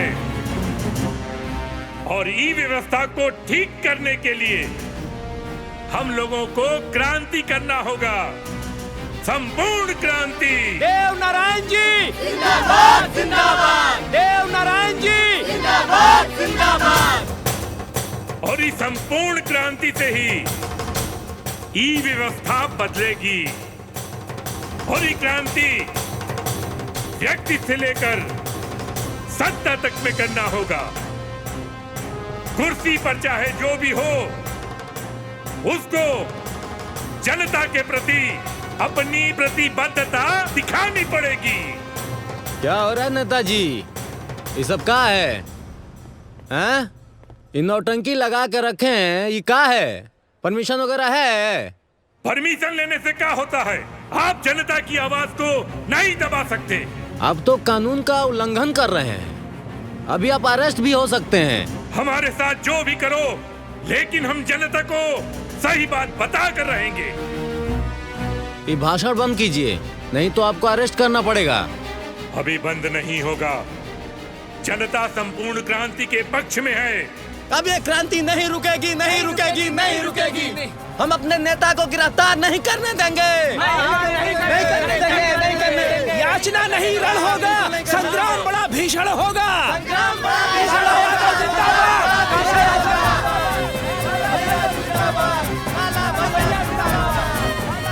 अगर ये लोग चुप नहीं हुए ना तो हमको लाठीचार्ज भी करना पड़ेगा। ओए दरोगा जी, ऐसा कैसे लाठीचार्ज कर दीजिएगा? बताएं। हाँ। बताइए ना, बताइए। लाठीचार्ज।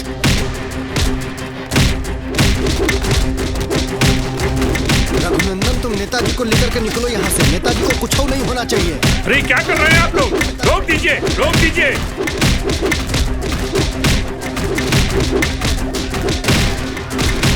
छोड़ो, छोड़ो।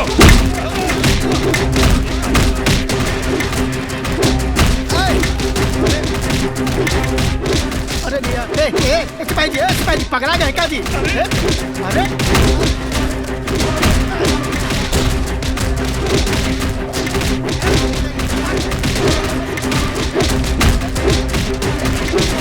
हमनी की आवाज के दबा ना सके लाला।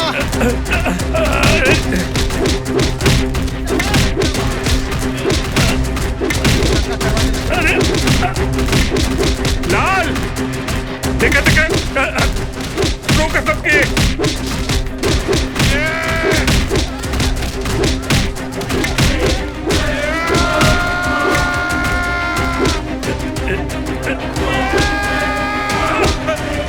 नेताजी घबराइए नहीं, लाला यादव आपके साथ है। ठीक है कलालाल, हमरे खातिर तू अपन जिंदगी मुसीबत में डाल देला। चला।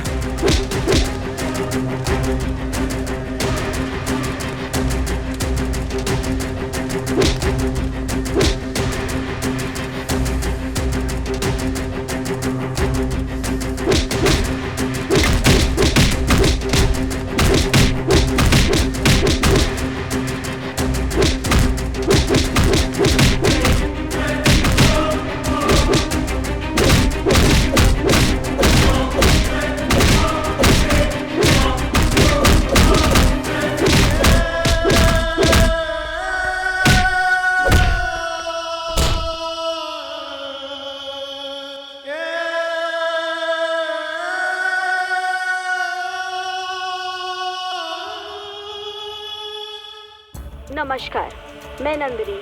चलिए खबर की शुरुआत करते हैं। आज हुई गांधी मैदान में संपूर्ण अभियान रैली के साथ, जिसके संचालक लोक नायक देव नारायण जी थे। रैली में हिंसा के बाद पुलिस ने लाठीचार्ज किया, जिसमें कई लोगों के घायल होने की खबर है, जिनका इलाज पटना के सरकारी अस्पताल में किया जा रहा है। वहीं एक नौजवान की मृत्यु की भी खबर आई है और घायलों को अस्पताल में भर्ती किया गया है। अस्पताल में उसने अपना दम तोड़ दिया। बताया जा रहा है कि वो नौजवान पिछड़ी जाति का था, जिसका नाम था लाला यादव। सूत्रों से पता चला है कि नौजवान पिछड़ी जाति का था, जिसका नाम था लाला यादव। अरे छोड़, हाँ बंद कर देंगे, बंद कर देंगे।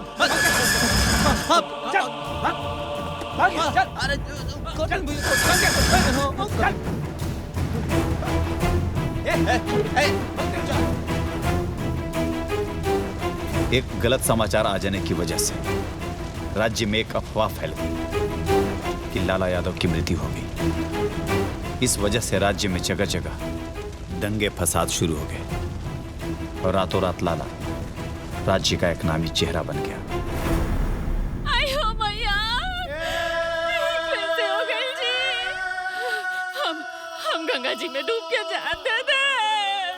अब ना जी, अब हम गंगा जी में जाके मुँह आ जाए। 7 जन्म के वादा कहीं नहीं, अभी तो 1 जन्म पूरा ना भइल जी।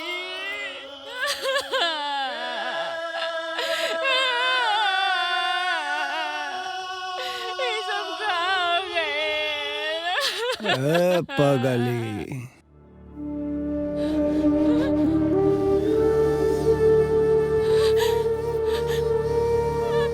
काहे बुलुका चुआ रही हो? आए 7 जन्म का वादा किए हैं, कैसे छोड़ के जा सकते हैं?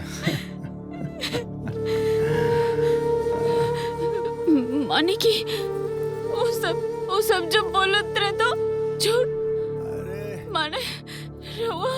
अरे लोग क्या कह रहे हैं उस पे ध्यान मत दो। हम तुम्हारे सामने सही सलामत है ना जी। आए अब राजनीति में आए हैं तो मौका का फायदा उठाना कैसे छोड़ सकते हैं। मतबल मतबल तुम नहीं समझोगी अभी, हमरे साथ रह रह के सीख जाओगी। का हो? भौजी, लाला जल्दी ठीक हो जाइए, चिंता ना करिए। रो नहीं। रवा मुआ देनी हमके। अरे अरे मरे तुम्हारे दुश्मन।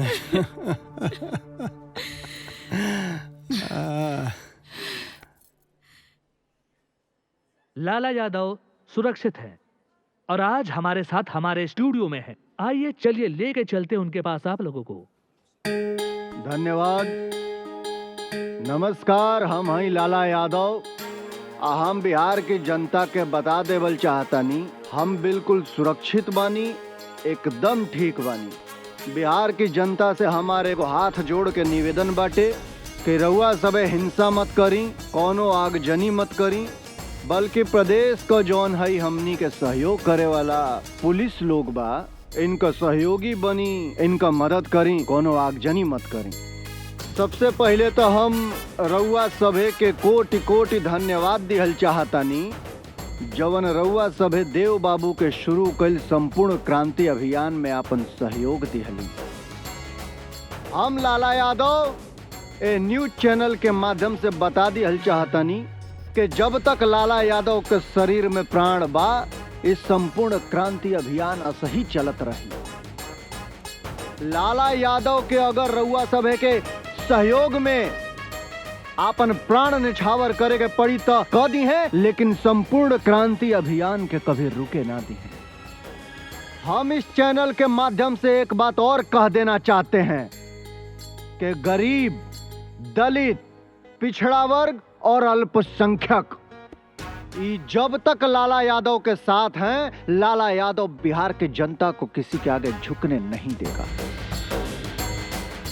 एक बार फिर हम बिहार की जनता से करबद्ध निवेदन करते हैं कि आप सब शांति बनाए रखें, अहिंसावादी बने, हिंसा बिल्कुल ना करें।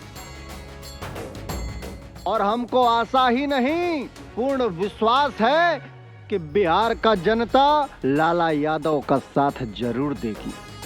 काहे से कि लाला यादव जो कुछ भी कर रहा है वो अपने लिए नहीं, आप सबके लिए कर रहा है।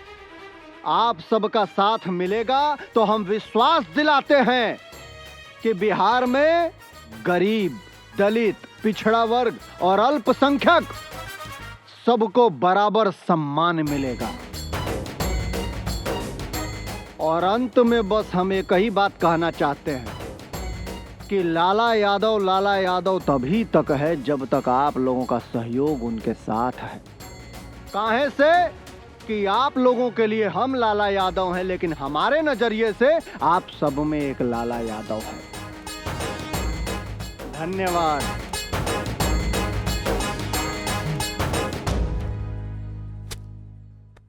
काल जीरो रहे, आज हीरो बन गईल बा। एगो अहिर के पास इतना दिमाग कहां से आ गईल हो? इतना सारा खेल बिगाड़ देहलस। चिंता मत करा, कुछ ना कर भाई। मतलब कि तहरा के भी पता नहीं खे का देव नारायण ओकरा के चुनाव लड़वावत बा। पता बा कौने क्षेत्र से चुनाव लड़त बा? कौना क्षेत्र से? छपरा से, तहार क्षेत्र से। ओकरा के हल्के में ना लेवे के चाही। अगर वो चुनाव जीत गईल तो पार्टी के वो बैंड बजा देई। काहे से कि ओकरा के हम एक बार टिकट देवे से मना कर देले रहली। और तो और वो ऊंच नीच खत्म कर दी। यही वजह से हमनी के वो वोट पावे नहीं। भोला, वो तोहार क्षेत्र से चुनाव लड़त बा, तहरा के मेहनत करे के पड़ी ना।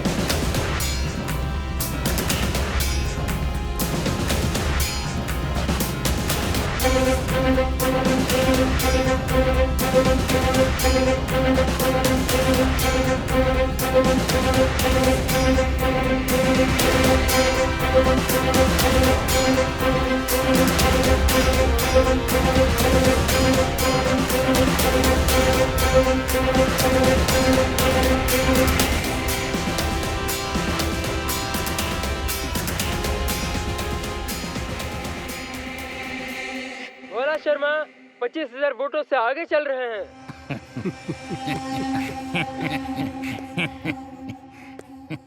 भोला शर्मा 15,000 वोटों से आगे चल रहे हैं। भोला शर्मा 5,000 वोटों से आगे चल रहे हैं।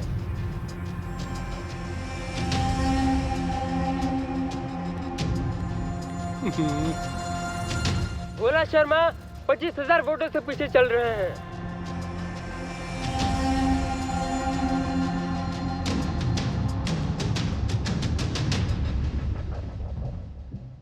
और ये 5 बार के विजेता भोला शर्मा को लाला यादव 35,000 वोटों से मात देते हुए पहली बार लाला यादव जीत प्राप्त करते हैं और यहीं पे भोला यादव का समाप्ति होता है।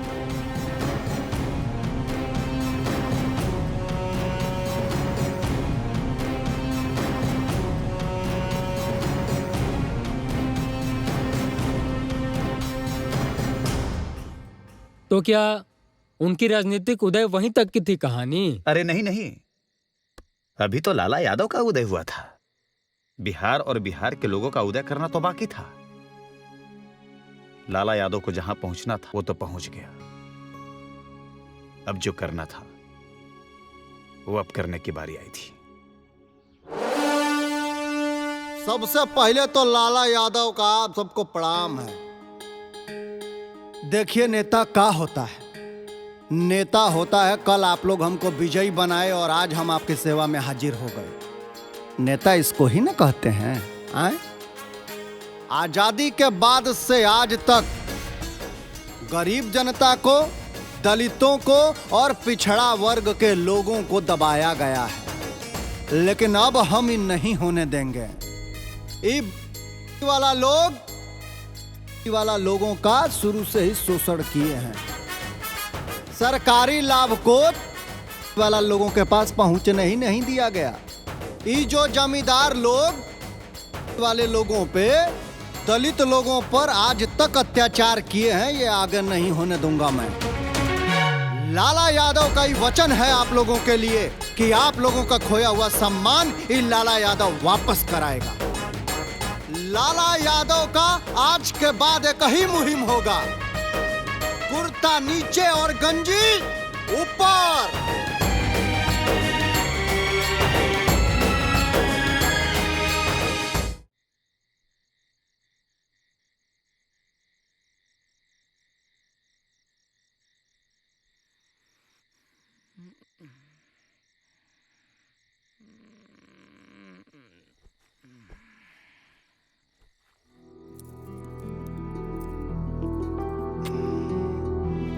अरे रुक्मिणी,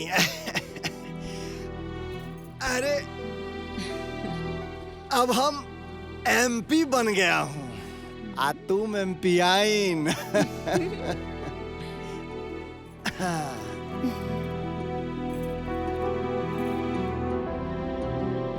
जाना ताने जी, जितला के बाद एगो काम रवा बहुत निमन कैली। वो का? बाहर पहरेदार लगा देनी। हाँ, ना तो हमार गोईठा छिपरी सब बहुत चोरी होत रहल हा। ना पागल। चोरी चमारी बहुत बढ़ गल रहला। सही कह रही हो। कुछ सोचे के पड़ी ना ओकर बारे में।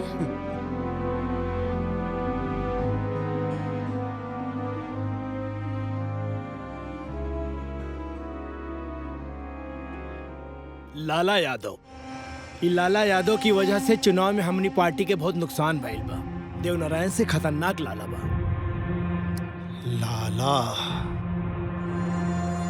लाला यादव जौन बा ना, क्रिमिनल बा, पॉलिटिशियन ना बा। नीचे से उठ के आइल है, ऊपर बैठे का सपना देख रहा बा। अगर एकरा के आगे बढ़े से रोकल ना गइल ना, सब ठाट बाट खत्म हो जाई हमनी के। काल तक जवान लोग हुजूर और मालिक कहत रहे, अब आंख से आंख मिला के बात कर रहे ना। सब ऊंच नीच का भेद ही खत्म हो जाई। और हम पूछ रहे अलमानी के में गलत का बा? ये तो भगवान क्या से बन के आइल बा? पता ना लड़वा के कौन समस्या बा। ओकरा पॉलिटिकल कैरियर पे फुल स्टॉप लगावे के पड़ी, नहीं तो हमनी खातिर दिक्कत पैदा कर दे। अब का हो सकेला? अब तो इलेक्शन जीत गेलू। अभी ओकरा के रोकल जा सकेला। जेकर नाम पे वो चुनाव लड़ रहल बा, वही नाम पे वो बर्बाद होई। बस तू देखत जा।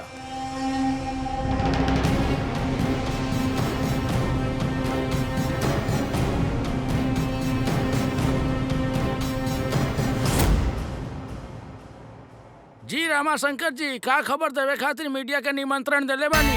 हमरे लगे कौनो खबर नहीं खे। खबर तोहनी के बनावे के बा। मतलब?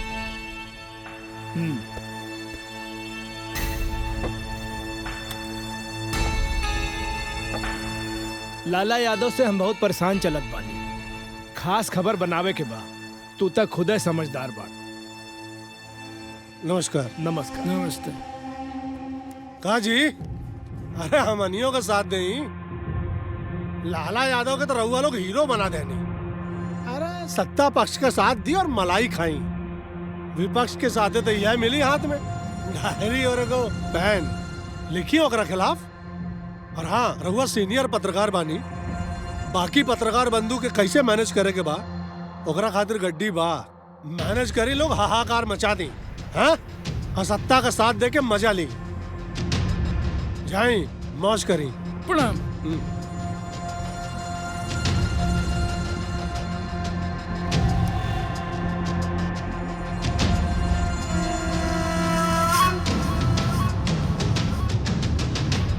उधर लाला गरीब, दलित, अल्पसंख्यकों को स्वर देने में लगा था, तो इधर विपक्षी दल लाला के खिलाफ षड्यंत्र रचने में लगे थे। और कुछ हद तक तो उन्हें सफलता भी मिली और लाला यादव को झूठे केस में जेल भी जाना पड़ा। लेकिन लाला यादव के कदम डगमगाए नहीं। अब बारी थी रुक्मणी देवी की राजनीति के गलियारों में कदम रखने की।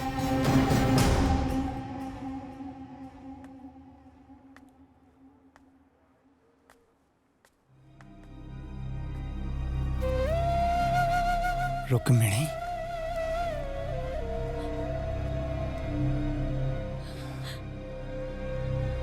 कैसी हो? रवा के ई हालत में देख के कैसन रही हो? माँ बाबूजी का कोनो समाचार मिला? ओहो लोग ठीक बाड़न। बाकी रोज पूछेलन रवा कब बाहर आई। माने रवा तो जनता के भलाई खातिर गईनी ना राजनीति में। फैने सब काहे हो रहल बा रवा सब? अरे कुल राजनीति में आम बात है। अच्छा सुना, ए बार के इलेक्शन हमरा के जेल के अंदर रह के लड़े के बा। ता तू अतना सब भइला के बाद रवा फैन से इलेक्शन लड़ब? अरे तो का हुआ? देखी जी, बाहर के माहौल ना ठीक नहीं खे। ई विपक्ष वाला सब ना रवा खातिर बहुत जहर घोल देले बा जनता के मन में। हमरा तो बहुत डर लगता। तो का करें? हार मान के बैठ जाए अरे तुम हमारा ताकत हो, हमको कौन हरा सकता है? अच्छा सुना, तोहरा के एगो काम करे के बा। तोहरा के जाके लोग से मिले के बा, काहे से कि हम तो जा ना सके नहीं, जेल के अंदर बानी। लोग से जाके मिला, ओ लोगन के विश्वास दिलावा के लाला यादव अभी हिम्मत नहीं खा हारल। लाला यादव एक बार फिर से सबके आवाज बन के उभरे हैं। अरे तुम हमारा हिम्मत हो।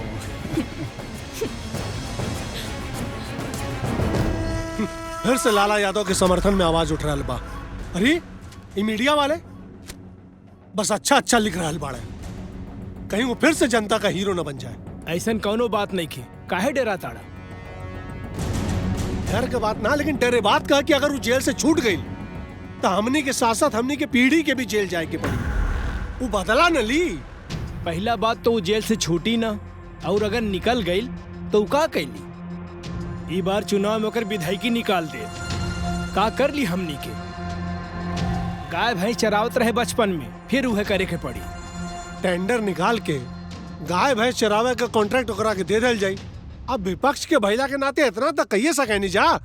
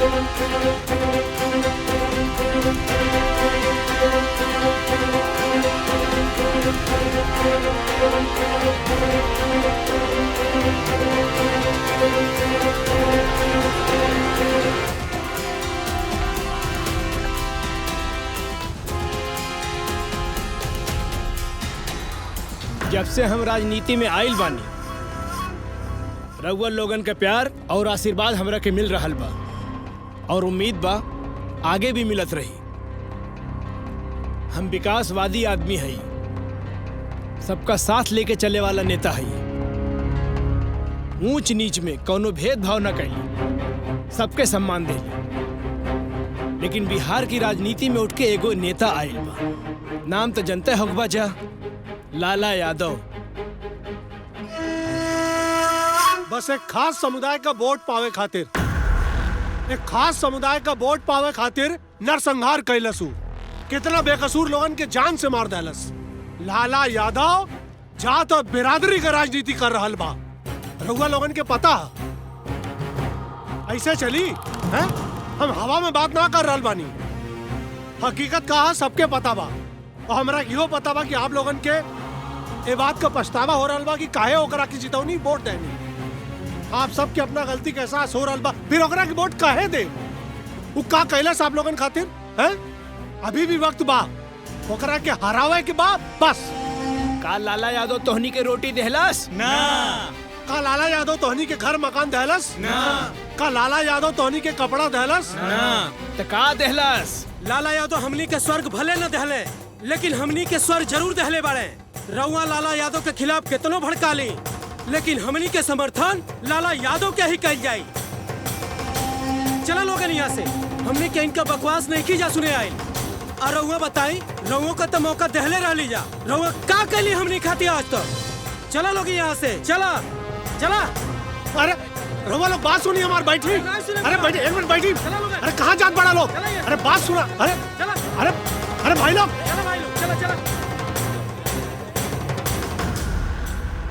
जनता दल के नेतृत्व वाले गठबंधन को भारी जीत हासिल हुई है। वहीं रमाशंकर तिवारी की पार्टी को हार का सामना करना पड़ा है। खास बात तो ये है कि जनता दल के प्रत्याशी लाला यादव ने जेल से ही विधानसभा के चुनाव को जीत लिया है। जनता दल के गठबंधन ने देव नारायण जी के नेतृत्व में भारी बहुमत हासिल किया है। चूँकि अब देव नारायण जी की मृत्यु हो चुकी है, तो जीते हुए विधायक को आपस में बात विचार करके मुख्यमंत्री का चयन करना है। लाला यादव और राम आशीष इन दोनों नेताओं को मुख्यमंत्री की दौड़ में आगे माना जा रहा है। जहां लाला यादव को दलित विधायकों का समर्थन मिलने की संभावना है, वहीं राम आशीष को सवर्ण विधायकों का समर्थन मिलेगा, ऐसा कहा जा रहा है। अब तो सिर्फ गठबंधन की तरफ से मुख्यमंत्री की घोषणा का इंतजार है। तो आइए देखते हैं कौन होगा बिहार का नया मुख्यमंत्री।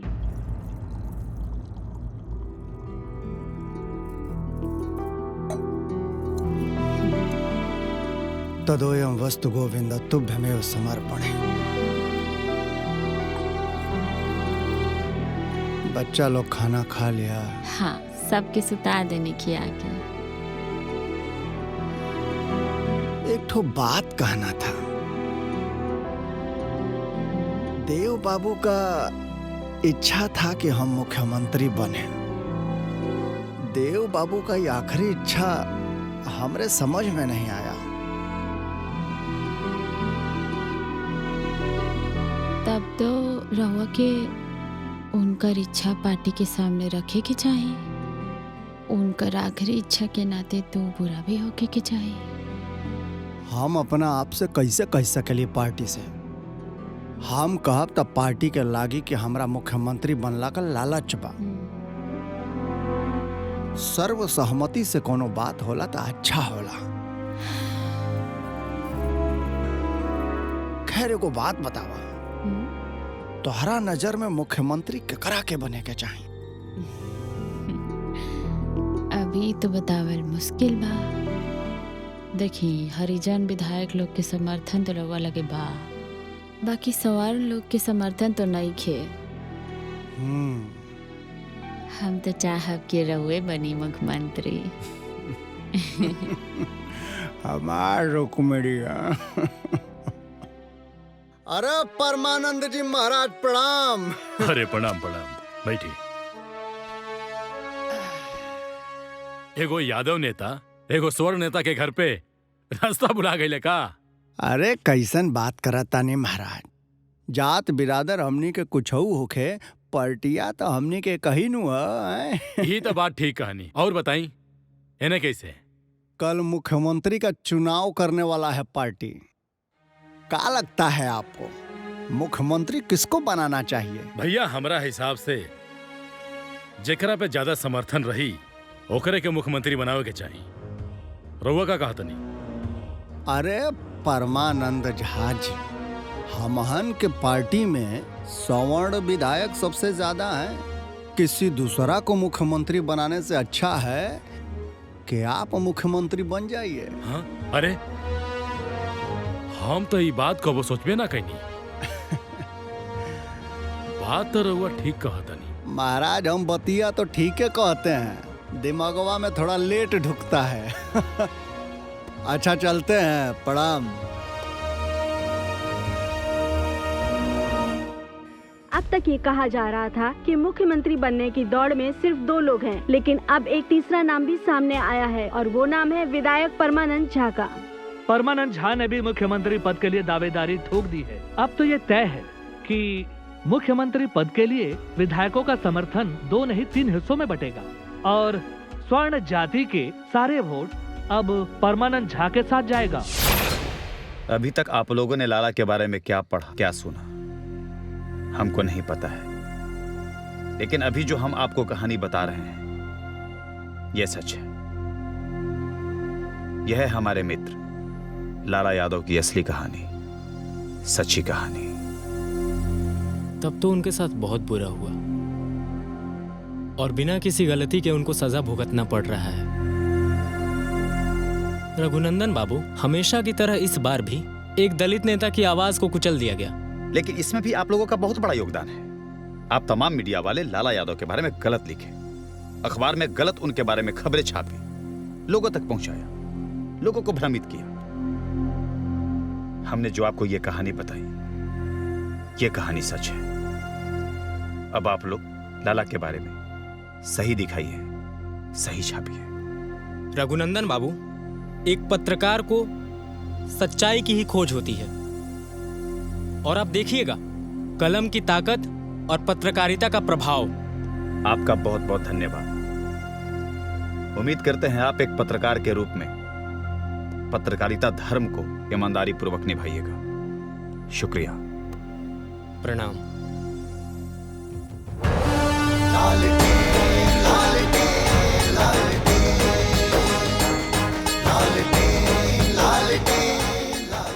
आपन पसंदीदा फिल्म देखे खातिर डाउनलोड करी दंगल प्ले ऐप।